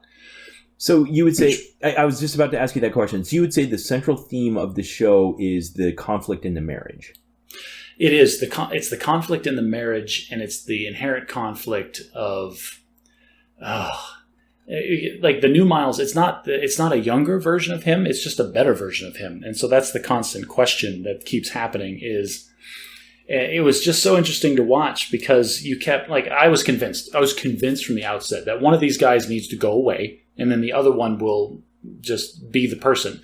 And I kept expecting, old Miles to like recognize new Miles as the best version of himself and to try to achieve that, to like, well, if I like, he's just me, I could be this, and to try to step up and like start to be that. And there's like glimmers of it, but then it keeps falling off and he just stays the way that he is. And then new Miles is just trying to be, he just wants any part of it. He finds out that he's the clone. And so he kind of takes the sidekick status, or in his mind or in the life, but he wants it. He wants to have everything that the old Miles had, and he's just trying to work his way into it. Yeah, and he's mad at the old Miles for being depressed. He's like, don't you see how good you got it? I mean, you got a beautiful wife and a good career. At one point, the clone yells at him. He's like, why don't you just grow a pair? You know, like, just buck up, man. Take it on. Yes, and that's so when you said, like, I asked you if this is multiplicity or like a serious thing, and you put it at like an 8, like, I think you undersold it. I think there's some very subtle but very powerful ideas that happen throughout this thing. And like, I had like, at the end of every episode, my wife would be on the couch like, oh, that was pretty good. And I just have both hands on my head like, oh, this introduces so many ideas that are blowing my mind right now. Okay, so I want to take issue with something you said a second ago. Because you said that old Miles was the depressed, terrible version of himself, and new Miles is like the better version of himself. And I thought that, but I've watched this twice now, and just like The Sixth Sense, it kind of rewards subsequent viewings. And there's hidden facts from the beginning that the cloned version of him isn't strictly better. Well, it's better in the surface level expectation, the way that you would immediately assume he's that he's happier. Better. He's easygoing. He's forgiving. He's energetic. He embraces life. He's looking for new opportunities. But like you said, that doesn't always make everything work out in that way, because there was a section of that where he's trying to date his wife, the woman. And it just doesn't work out. Like, and she's just not into it. So there's one object lesson that I think is kind of gone over quickly, but I keyed in on the second time. And that is that old Miles had this dream of writing a screenplay. He'd started it, he'd been writing on it, he'd working on it, and he just, either between depression or busyness with work, he hadn't spent any time on it, but he had this aspiration of some point of coming back to it. And at some point, new Miles finds it and starts trying to fix it and changes it significantly. And old Miles is mad about it. Like, how dare you? You're ruining it. And old Miles' idea of what would make a good screenplay is probably similar to how his personality has become. World-weary, a little bit depressed. And new Miles' version is that it should be spunky and energetic and upbeat. So my question for you is, which version of the screenplay do you think would be better? And that's... You have to qualify it. Like, I think new Miles' version would have made more money, but I think old Miles' version would have been more intellectual, more subtle, and more impactful in its long-term ramifications. But this introduces the idea that my wife and I struggled with. Like, when we were both watching this show, like, the underlying theme, and like I would want to argue with her about it. Like, what are you talking about? Because she would say something. I'm like, that's not what's happening. And it took me like 3 or 4 episodes to figure out that she was viewing old Miles and new Miles as 2 completely distinct, separate people. And I was viewing them as just 2 copies of the same person. So like, I kept saying, is like, is there any version of this show where the wife doesn't go with new Miles and old Miles just like offs himself or something? That's what I was gearing myself up for. Like, the wife is going to go with the better version of Miles and not feel any guilt about it because it's the same person. And then old Miles is just going to go away like he was supposed to. And when you delve into a concept like this, these high science fiction kind of things where there's a couple of technological jumps that aren't possible and may never be possible, there's like a million different ways you could go. I mean, I don't know. Did you ever see The Sixth Day with Arnold Schwarzenegger back in the 90s? I did. That movie was terrible. But it was, and it's because of that. There was a few of these things where they just, would hit the reset button over and over. Yeah, it introduces a lot of problems. I think this one handled like they really yada-yada'd over all of the science aspects of it, because that's not what the show's about. The show's not about the technology. It's about Miles and his life and his life choices and his marriage. Right. I think they dwelt too much. For as short as the episodes are, I think they dwelt too much on the technology. Spend too much time talking to those 2 guys at the clinic. Well, I think they did. That was a good storytelling mechanic, I think, because it put old Miles and new Miles in a stressful situation, and you got to see how the 2 handled it differently. Yeah, because it was safe to go before those two people because they knew about the cloning thing, and then you could see how they both handled the same situation differently. Exactly. I didn't realize that. Good insight. The best part of that was when they were trying to get into the place and the door was locked, and they're both banging on the door at the same time. And then some guy, just like some homeless guy, walks up and says some crude thing.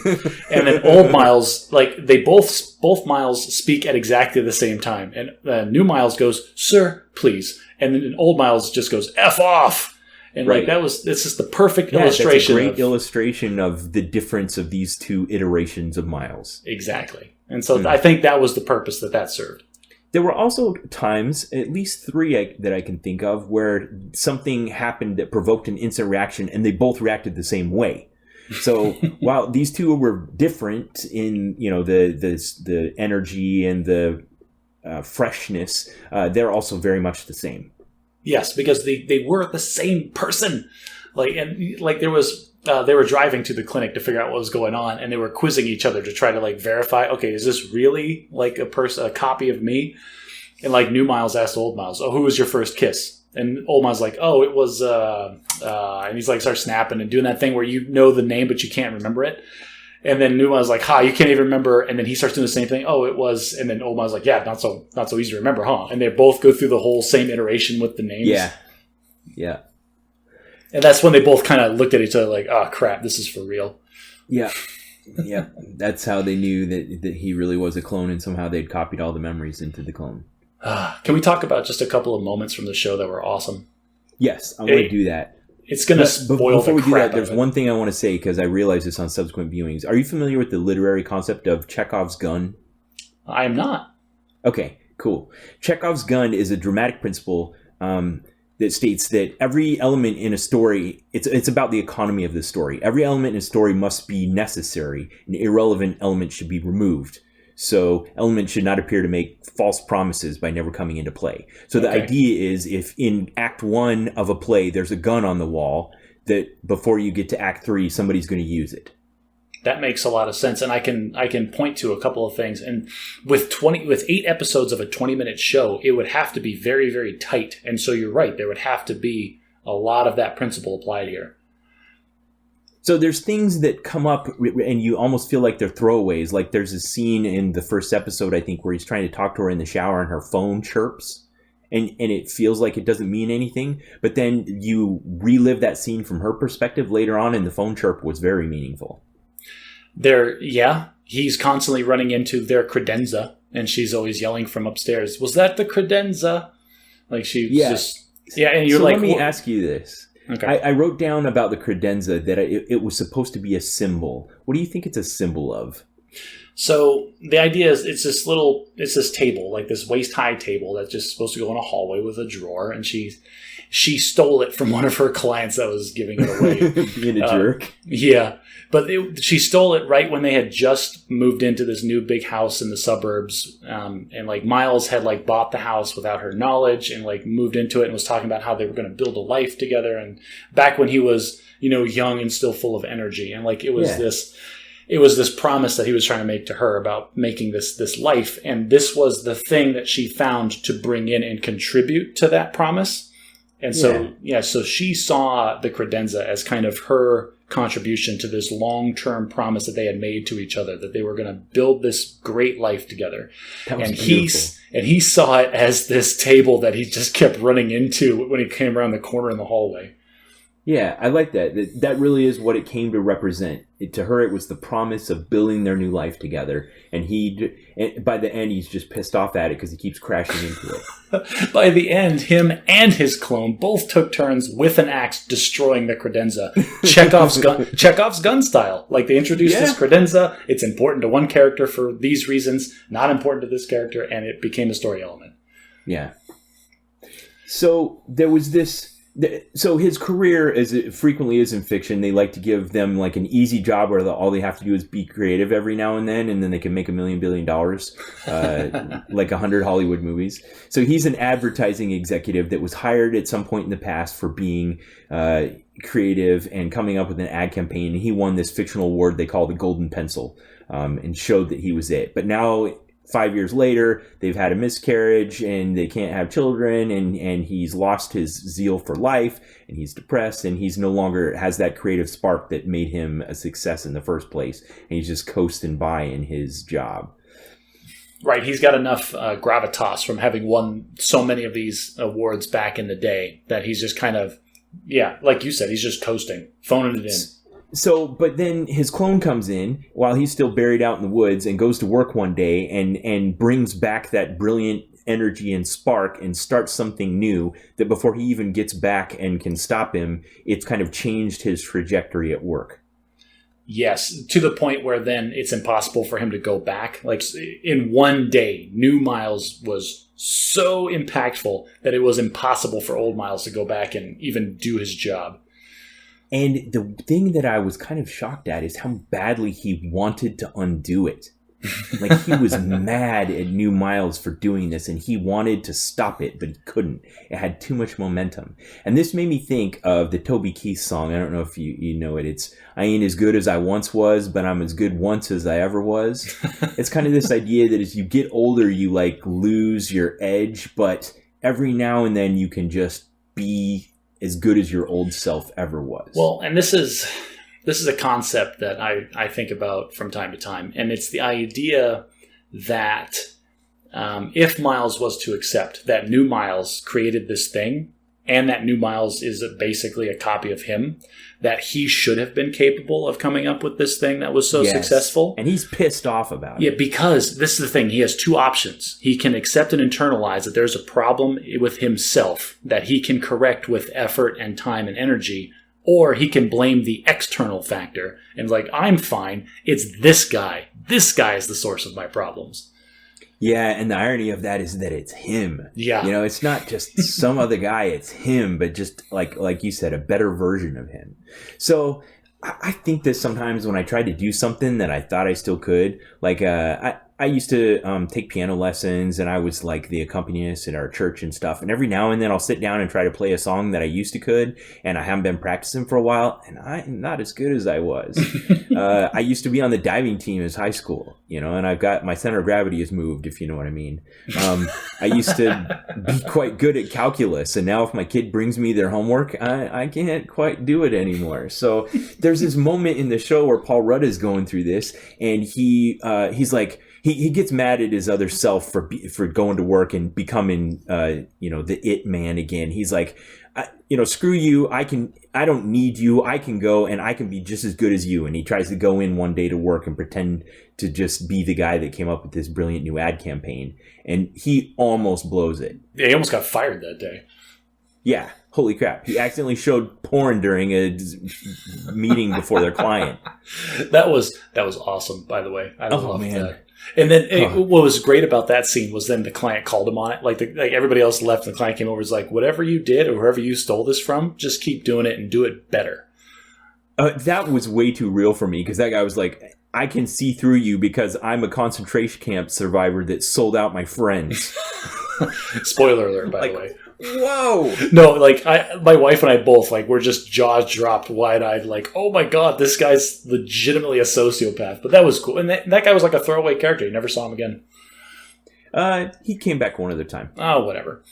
No, there was one scene I have to talk about. There's a class of character in these kinds of movies, and I was surprised they didn't do it with an animal. But there's always, whenever you have someone that's an exact copy of someone else, there's always someone that sees right through it immediately. And in this case, it was three people. It was the business owner, Mr. Hilston, the farmer, Ray, saw through it eventually, and then Miles' sister. Yeah, and not the wife. The wife had to be told. Right. Which is interesting. You know, you're right. Like the farmer, Ray, and that's the guy. It was this ancillary character that turned up multiple times. It just happenstance. And that's the guy who, when New Miles got out of his car and went running through a cornfield, Farmer Ray was the guy who's like, what the hell are you doing in my corn? And like and it shows like in like a 30-second montage, they had like this big bonding experience and they were like good buddies and he like took a bunch of produce home with him. And just like Chekhov's gun, you thought, oh, that's just a throwaway. He spent a day with the farmer, and then it turns out to be a major plot point later on. And what was awesome about that is that was the second episode that you see new Miles running through the cornfield. But in the first episode, when old Miles is running mostly naked, barefoot, trying to get home after being buried in a shallow grave, he's running through a random farmer's backyard trying to find clothes on a clothesline. And then Ray comes out and is like, Miles, what are you doing? And Miles looks at him like, what is happening? And just runs off into the woods. Yeah, he didn't even talk to him. Yeah, but then that throws you, the viewer, because you don't know who this farmer is either at that point. So I like the way that you expressed it, that basically for the first, probably about the first 3/4 of this, old Miles is just in denial that he can be, like you said, he's blaming this guy like he's another person rather than like it's a image of what he could be if he just pulled himself together. Right. And he has a scene where he's talking to his sister who's already figured it out. And he's like, I don't get it. Why can't I be happy for once? He's talking about he's pissed off that this ad campaign is succeeding that his other self came up with. And she's like, because you didn't earn it. Yep. It was handed to you, some external force. And so, yeah, you can't feel accomplishment in it because you didn't put any effort in. Yeah. So right at the halfway point, his wife finds out. And it kind of sets off, I think I agree with you, that what's the central conflict is this issue in their marriage. Hang on, time out. I've been trying to talk about this particular scene. This was my favorite scene in the whole show because, like, again, it's a 20-minute show, so they've got to be concise. The wife finds out that there's two of them. She knows, like, everyone else thinks it's an identical twin, but she knows. She knows. She's the wife, right? And instead of subjecting us to that scene where he's explaining and there's a back and forth, they skip right to the end of it where she's standing up in the living room and they're both on the couch and she goes, so let me get this straight. You took $50,000 out of our savings account, went to a strip mall and let two strangers sedate you? And then like, and that was my favorite scene because then Paul Rudd like looks up and goes, well, when you say it that way.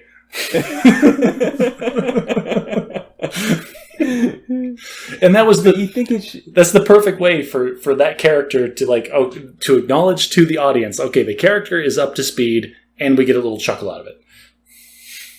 So yes, and you'd think that would be the end of it, but later on they have a conflict again where they kind of go back to that moment where she challenges him, like, what were you trying to do when you took all of our savings out and were willing to throw it away? And she's like, were you trying to like fix our marriage or something like that? I think it's the lowest scene for her. It's what sets the pivot point for her character arc, where he looks at her and he goes, it wasn't about you. Yes. And that was like, he was just showing how self-centered he'd become in their problems. Right, and this big promise that he had made to her that they were going to build this life together, and at some point he had drifted from that and it was all about him again. Yeah, and that was, like you said, that was probably the low point. And that kicks off kind of the side plot where then she goes and starts this pseudo affair with New Miles.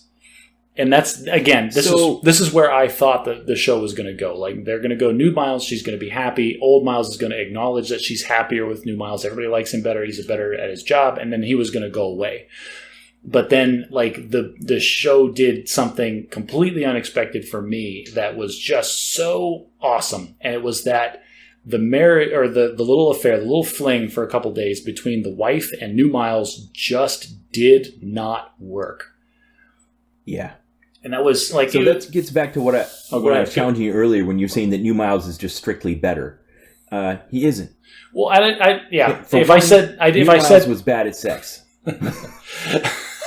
And which is... Okay, that's ridiculous. Because if he has all the same memories as old Miles, then he would know how it works. Right.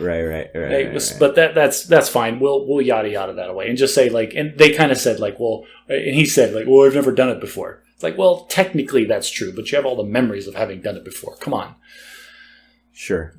But I think they kind of picked a class of things because they also made him bad at dancing. No, it's that's actually a pivotal point between these characters that I wanted to bring up. It was not that the New Miles was bad at the dancing. It was that the wife wasn't into it. And like I thought the same thing. Like, oh, New Miles is really good because he remembers this routine that they did at their wedding, and he's super into it. And then she was like, they tried to do it in the bar, and he was being spontaneous and fun. It takes two to tango, right? And she was like, they were bumbling and bumping into each other. I'm like, oh, this is awkward because he remembers, but she doesn't. But then later, she goes back with Old Miles, and Old Miles realizes, the error of his ways, and he's trying to win her back. And one of the things he does is he turns on that song, and they start their choreographed wedding dance, and he sucks her into it, and then they execute it perfectly, and that just keys you in. Like again, Chekhov's gun, like you're talking about with the stupid dance that they tried to pull off. That just demonstrated that it wasn't that she didn't remember or that the other guy couldn't do it. It's that it didn't work between those two, but it worked beautifully and flawlessly between Old Miles and his wife. So we kind of jumped to the end here, but I want to rewind a bit because there was one point where right in the middle where he was just trying to negotiate with his clone to figure out how they're going to do this, because he tried to send him away and his clone just like missed his wife. And I found this kind of poignant. Like if all of a sudden if I was just free from all my commitments and sent away, would I be happy and feel released, or would I just miss everyone and everything? And ultimately that's what happens. He tries to run away, go live a new life, and all his memories are living with his wife. He didn't divorce her. He didn't break up. Why would he run away? Not only that, but this is the new and improved Miles, right? So he has this newfound love and energy for everything that he has that exists. And so, of course, he wants to go back with her and make everything work the best. And again, the show did such a great job because she called Miles, and New Miles had the phone for some reason, and he answered, and she was just asking one of those inane questions that you get when you're married for 20 years. It's like, hey, can you pick up the dry cleaning on the way home? And he like breaks down into tears, realizing that he's never going to see this woman again. Yeah. He was just about to run away and leave town, and she asked him to pick up the dry cleaning, and it did him in. I'll tell you what, that hit me right in the feels, man. Right in the feels. There was a few scenes like that. Like there was one time where she thought she was pregnant. She'd had a pregnancy scare. Oh yeah. And she came downstairs to tell him, and Old Miles was downstairs and he was like eating cereal, and she comes down, and it's beautiful because the camera perspective has him in the foreground with his head down, doesn't even look up. She comes into the room, her face is glowing, she's excited, and she's like, Miles, guess what? And he doesn't even look up from his cereal. He's like, what? And her face just falls, and she goes, oh, nothing, and she doesn't tell him.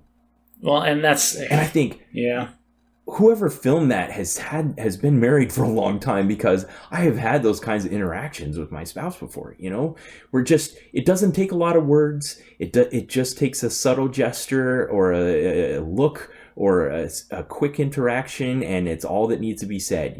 She wasn't going to change his mood at that point with her news, and it wasn't going to go well, and she decided she was going to save it for later. I'll tell you what, if you're, and like you're saying, it's all the little things that can just shut down that, what would have been a beautiful golden moment for the two that could have pulled them out of this depression spiral that they had, right?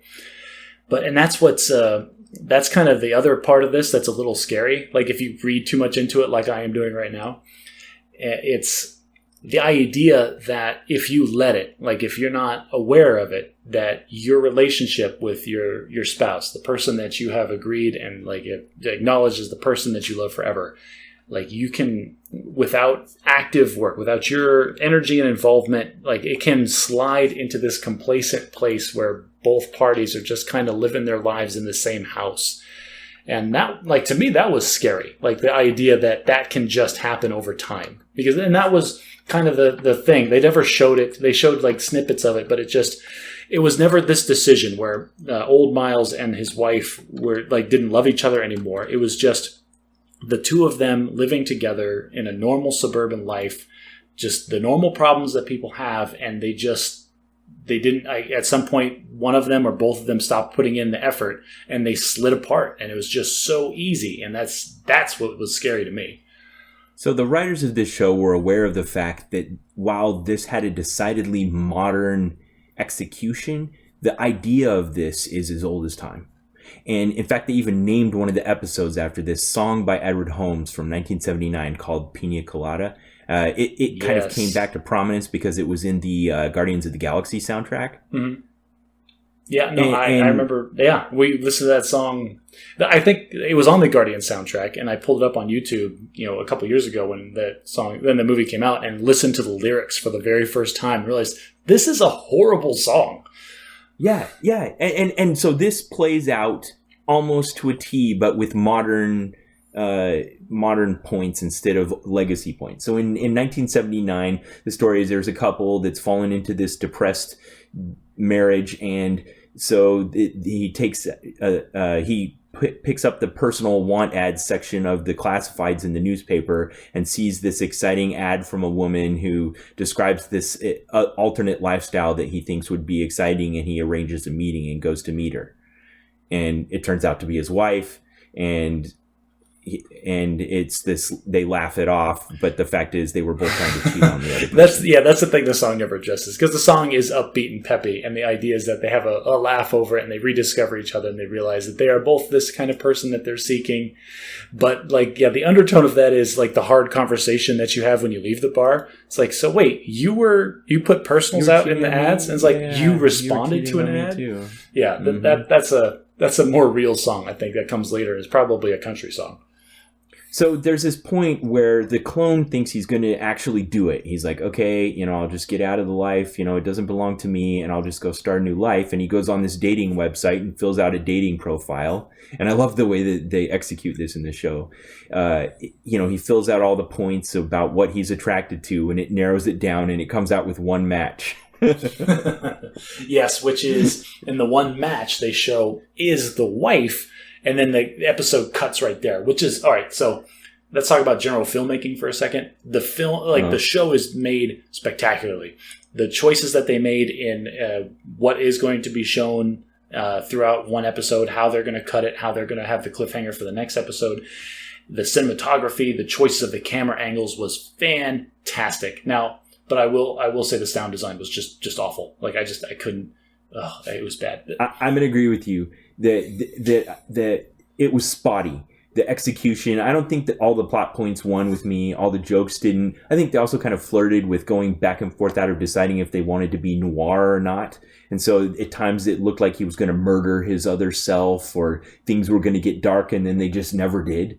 And so they were kind of like playing off the fact that we thought, oh, what's this going to be like if it gets dark? But it mostly just stayed on like spoof comedy kind of thing, even though it was dealing with really hard issues. But I agree with you 100%. The music really took me out of it a lot. I looked through my notes. I'd written down how much I hate music 5 separate times. So the music it sounded like they took...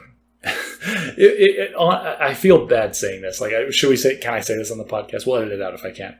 It sounded like the guy who does all the music on a synthesizer for like porn, like, got called up to the big leagues and like, hey, we're going to give you a shot at this show. And he just like was playing this heavy synthesizer, like porn tracks. It was heavy handed, and it was just really bad. Yeah.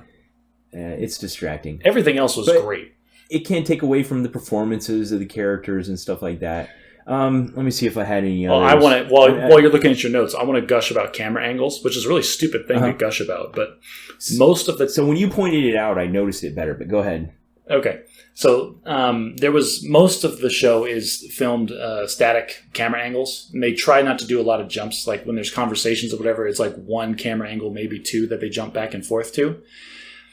But there was one departure that I can name from all of that. And that was the scene in one of the later episodes where Old Miles and his wife are doing that choreographed dance from their wedding, right?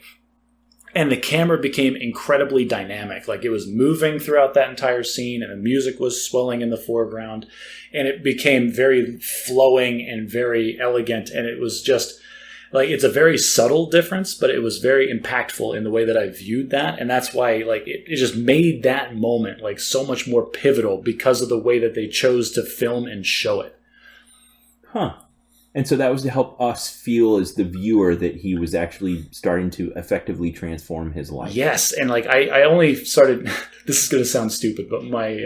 Nicole got her master's degree, and one of the classes that she had to take as an elective was film appreciation. And I feel like I got a lot out of that class while she was taking it, because she would talk about stuff like mise-en-son, and that's the idea of the feeling of the... like, if you separated from the story, separated from the characters, separated from the dialogue, the choices that you make with the camera and the music and how you're going to film and show the scene that you want to show has a direct impact on how the audience feels without them really knowing it. And so being aware of it allows me to like point to scenes like that and be like, this scene was super well done because you felt like it was super important and you don't even know why.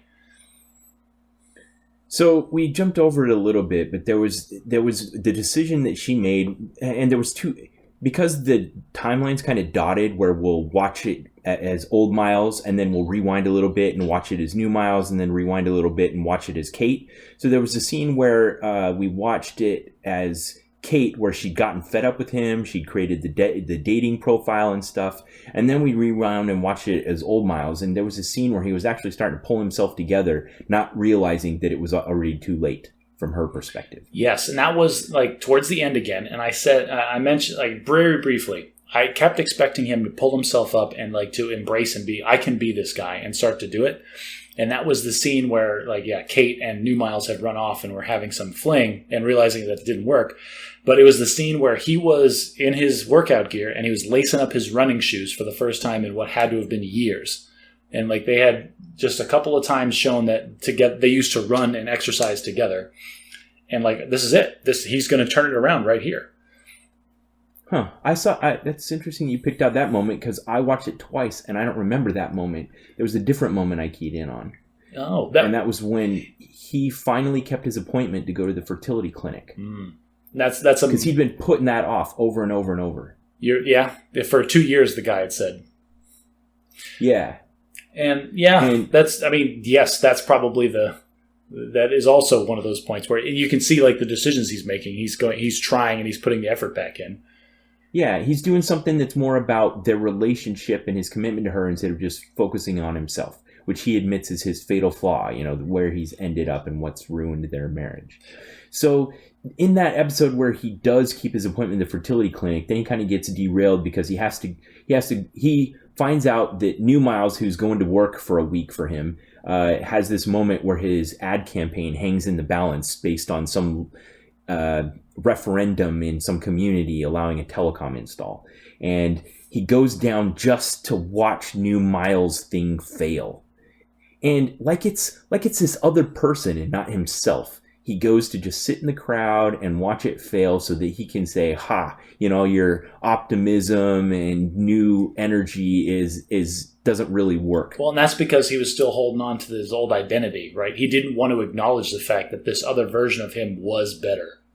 Yeah.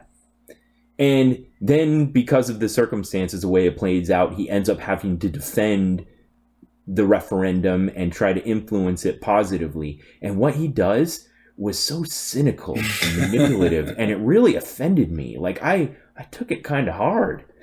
Like, he goes to this group of farmers in a bar in this small town and just makes up these outright lies about his past. Like, he's just one of the guys on the farm. Gets them all on his side. They all go vote in favor of the referendum, and it wins. But then Ray the farmer finds out that he lied to them all. And it just felt so bad to me. And then they point out, and Miles points out how is that any different from the ad campaign from this corporate giant pretending that we're your neighbors and friends when all we want to do is install a cell tower in your neighborhood. And I thought, are those two things the same or are they different? What do you think? Do you think going into the community and drinking a beer with them in the bar and lying to them about your childhood is different than brilliant, slick ad campaign showing that you're being their neighbors and friends? Well, this is getting into like moral and ethical discussions because they're both companies were hired deliberately to manipulate the people that have the decision power in this circumstance. And so the ethical thing is to just explain the pros and cons and let the validity of your argument and your proposition stand on its own. But the reality is that doesn't work because these are people. And so you have to, everybody has to play the game. This is why advertising is an industry. Like, billboards don't just list the pros and cons of their product. They try to make you feel something. They're trying to manipulate you into diverting your resources to them. So what Miles did was probably the epitome of what old Miles did. what old Miles embodies. Like new Miles came up with this ad campaign that was based on connection and friends and just these touchy-feely, these great positive things. And then Miles used a very cynical, world-weary tactic to manipulate the people into making it successful. And so you see the two approaches that the same person takes with different life experiences. And I think that's kind of, that was another catalyzing moment when Ray called him out on it. Like, as everybody was leaving, it was just Ray and Miles. And Ray's like, oh, that was pretty slick, and basically explained that he knew it was all a lie. And you could see the look on Miles's face. Like he didn't feel good about it. This is not something that he's like, whatever, old man, I got the cash, boom. Like, it really did impact him. And I think that contributes more to, because then later on, like the follow-up from that is like he had another one of those deciding moments, right? Like, this thing that I did to justify this ad campaign, do I internalize that and change my character, or do I blame new Miles? Like, this is new Miles' fault for putting me in this situation. And he 100% put that on new Miles. Yeah. Well, and this culminates with it was either the last episode or the second to last episode where old Miles finds out not only like is new Miles screwing up his career, but new Miles then had this romantic fling with his wife, and he's in a rage, a murderous rage, and drives to the guy's apartment, and he's gonna kill him. And this is where I would one of the moments where I would encourage people that if you're going to watch this show, watch it with your spouse, because the two different perspectives that Nicole and I had watching this was awesome. You know, he's walking into the apartment with an axe. Like, he didn't get a gun, he got an axe, and he's going to go axe murder this guy. And my and my wife goes like, "Oh, he's going to kill him." And I go, "No, he's not." And she looks at me and I was like, "No, they're going to fight. And then they're going to be fine, because that's how guys are. And the guys that get super mad at each other, they'll beat the tar out of each other, but then it'll be out of their system, and then they'll figure it out." And okay, but then he walks in and finds the gun on the credenza. Yes, and what does he do? Well, did you change your mind at that point? Nope. Because they want us to. They want to create false suspense. They want us to think this is going to be a noir. Now it turns into, what do I do with the body? Well, and it just turned into exactly what I didn't expect it exactly how it played out, but it was funny. Like, it was both impactful and amusing how they did the fight scene, because then old Miles holds up the gun pointing at new Miles, and like the gun starts shaking, he drops like, "I can't do it," and then new Miles starts making fun of him. It's like, "Oh, you can't do anything," and then they just start beating the tar out of each other. I didn't find that to be as much of a throwaway, the "you can't do anything." So I found the scene where he storms in with murderous rage to kind of represent how I feel towards myself sometimes when I fail. Oh, no, that is exactly what this scene was. This was one person like confronting himself about these problems in his life and trying to... That he caused. Yes, like, this is you. Where he's both sides of it. Yes, exactly. Yes. So, I think about this sometimes where like I'm down on myself, or I'm feeling bad, or I'm feeling guilty or depressed. And if all of a sudden you could take the best part of me out and the worst part of me out, and the two of them could argue about where I'm at in my life, would it look like this? What would it be like? What would I say if it was actually out loud instead of just happening inside of me? I took it a different way. I took it as like old Miles pointing the gun at new Miles, like him, a carbon copy of himself. And like, this is the moment. Like, that is the source of all your problems, and it's you. Are you going to kill kill that other version of you and acknowledge that you are the problem and then make the changes? Then he couldn't do it. And he could not accept the fact that he was the source of all of his problems. So you think in that moment he accepted it? No. The opposite. If he accepted it, he would have killed new Miles and been like, "All right, well, new Miles is dead. I have no one to blame my problems on. I'm going to be better." And he couldn't. Like, he couldn't kill the other version of himself, which I think is a metaphor for like everything that he holds. Like his personality and his memories and his experiences. Like, that is me. I need to kill me in order to move past and change. You said he couldn't do it when he's pointing the gun, but then about 2 minutes later, he suffocates him with the pillow and actually does kill him. But then what does he do after that? And then he gives him CPR. Okay, I love this because I like this in the aspect where like he thought he was going to kill him, then he didn't, but then he got mad, and then he did kill him, but then he's like, "Oh, what have I done?" And then he brought him back to life. I feel this way with some of my self-inflicted problems sometimes. Like, why did I bring that back to life? That's exactly what this is. Like, this whole thing is a very, like, just an incredibly well thought out metaphor for how we accept the changes in our own lives. And Paul Rudd did an amazing job embodying that in two characters that were the same person. It was great. Just great. Loved watching it. Sad it's over. Oh, actually, I will say that the ending was a letdown for me. Do we want to? Yeah, all right, let's not spoil the ending. There's no elegant way to end this. No, there isn't. But it was. Let's just say it was a super happy ending, right? Like from. So we Wayne's kind of World. focus on the man a bit, but I want to rewind one episode to the woman when she has her epiphany. So she's made the decision to basically follow through with her when she went on the online dating site and matched up with the clone to agree to a meeting and go off. Right. So she has a business trip in the city for a week. And the other Miles was going to be doing something back at the house, and then the clone went with her on the business trip, and they end up in the city together. And after a blissful evening and night together, and then the next morning, and things start to get weird. He's not great in bed. The dance was awkward. The run was awkward. He offers with her to run away to Paris to try to steal her away from the Miles. And it's just not working out. And then she kind of has this moment where she's trying to figure out what the problem is. And she says to him, "I think I've convinced myself in some perverse way that this was an act of love that would save our marriage. But really, all it is just cheating on her husband to make herself feel better about where she ended up." And the new Miles is still trying to win her way. He's like, "I'm not bitter and angry like he is." And she goes, "But I'm bitter and angry."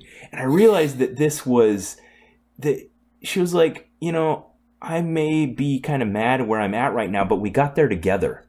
Like, you clone aren't part of this. Yeah.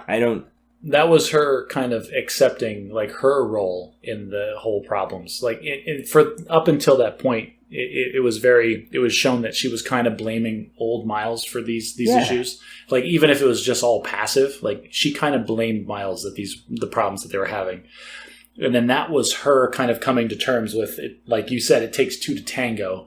And so she was like accepting her portion of the responsibility for letting all that go the way that it went. Yeah, you're right. And then she just says, "I'm sorry, this was a mistake."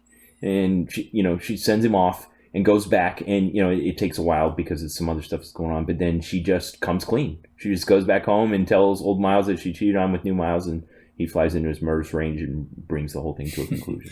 which then, yeah, it was a great scene, very impactful, the end of it.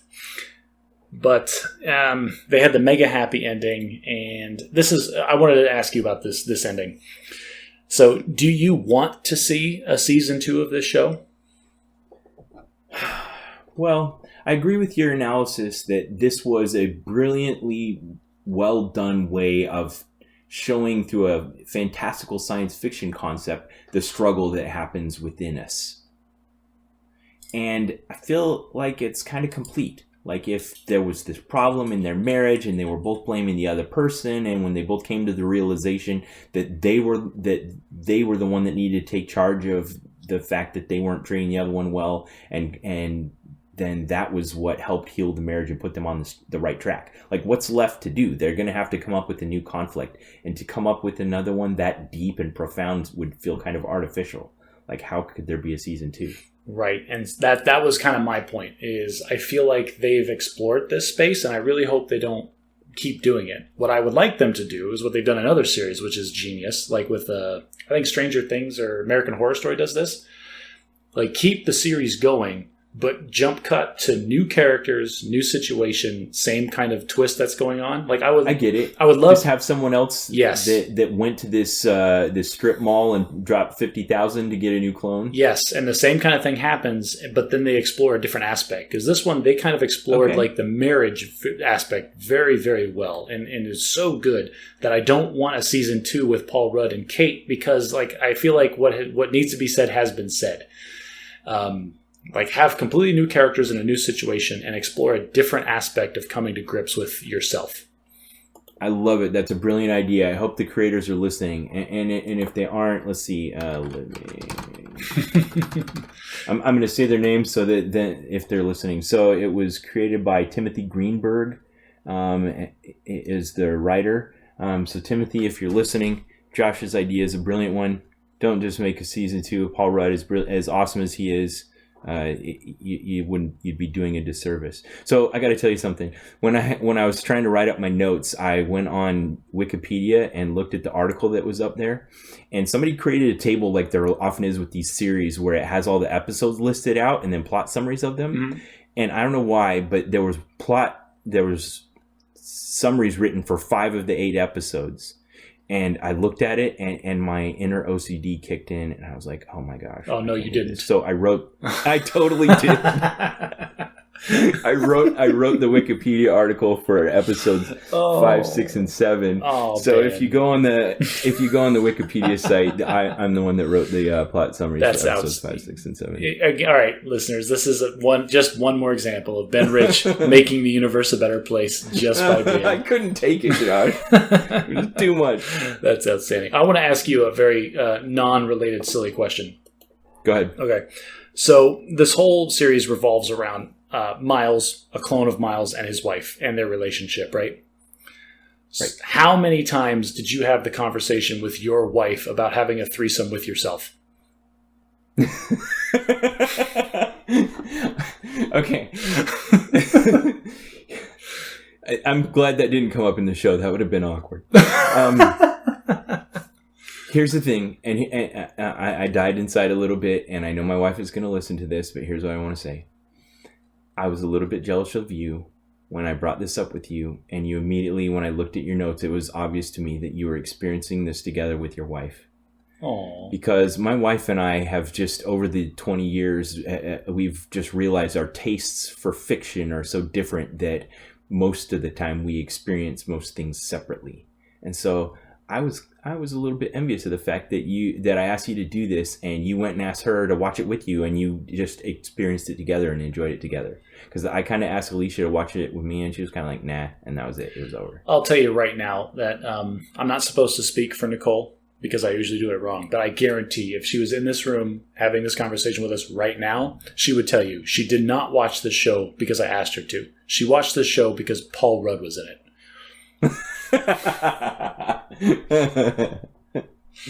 Okay. And with that in mind, we're well over our time, and I think we've reached a good stopping point for today. I think so. Oh, and spoiler alert for anybody that wants to watch the show that hasn't. You can't give the spoiler alerts at the end. I have to go back and edit that into the beginning. I hope that's well known by this point. Yeah, we spoil lots of stuff on this show. Yeah, we're going to talk about a TV show, and there's no way we're going to talk about it without spoiling every episode. If you don't want to know what happens in the Star Wars prequels, don't listen to this podcast. They're awful. Well, Josh, like I mentioned, I've had some great experiences interacting with our listeners, and so we've tried to create enough places for our listeners to go out there and interact with us. So if you haven't already, please like our page, Bad at Magic, on Facebook. Like us on iTunes, put up a review, go to our website, and we're adding to the pantheon of places you can interact with the Bad at Magic podcast, reddit.com. So if you go to reddit.com/r/badatmagic, we'll create a thread there where you can go on and if anonymously, if you so choose, or at least in a threaded way, interact with the episode, talk about your ideas, things that came up in your mind, other concepts you think you want us to touch on. Yeah, if you have never used Reddit before, it's probably a more robust platform for ongoing discussions than Facebook is. Facebook keeps constantly shifting what they want to show you and how they're going to show it to you. Reddit is much more focused on comments and people interacting about certain things. So if you want to have a back and forth about anything that we're talking about, or if you want to give us more in-depth feedback or critiques, or ask us to talk about specific things or go into other topics, that's probably a better place to do it.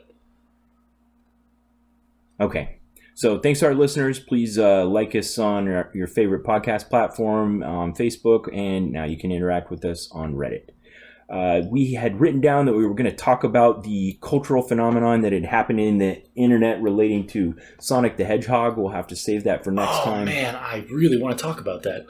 I know. Well, it's going to have to wait, and maybe there'll be new news, but it's not going to change between now and next time. And yeah, so thanks for listening.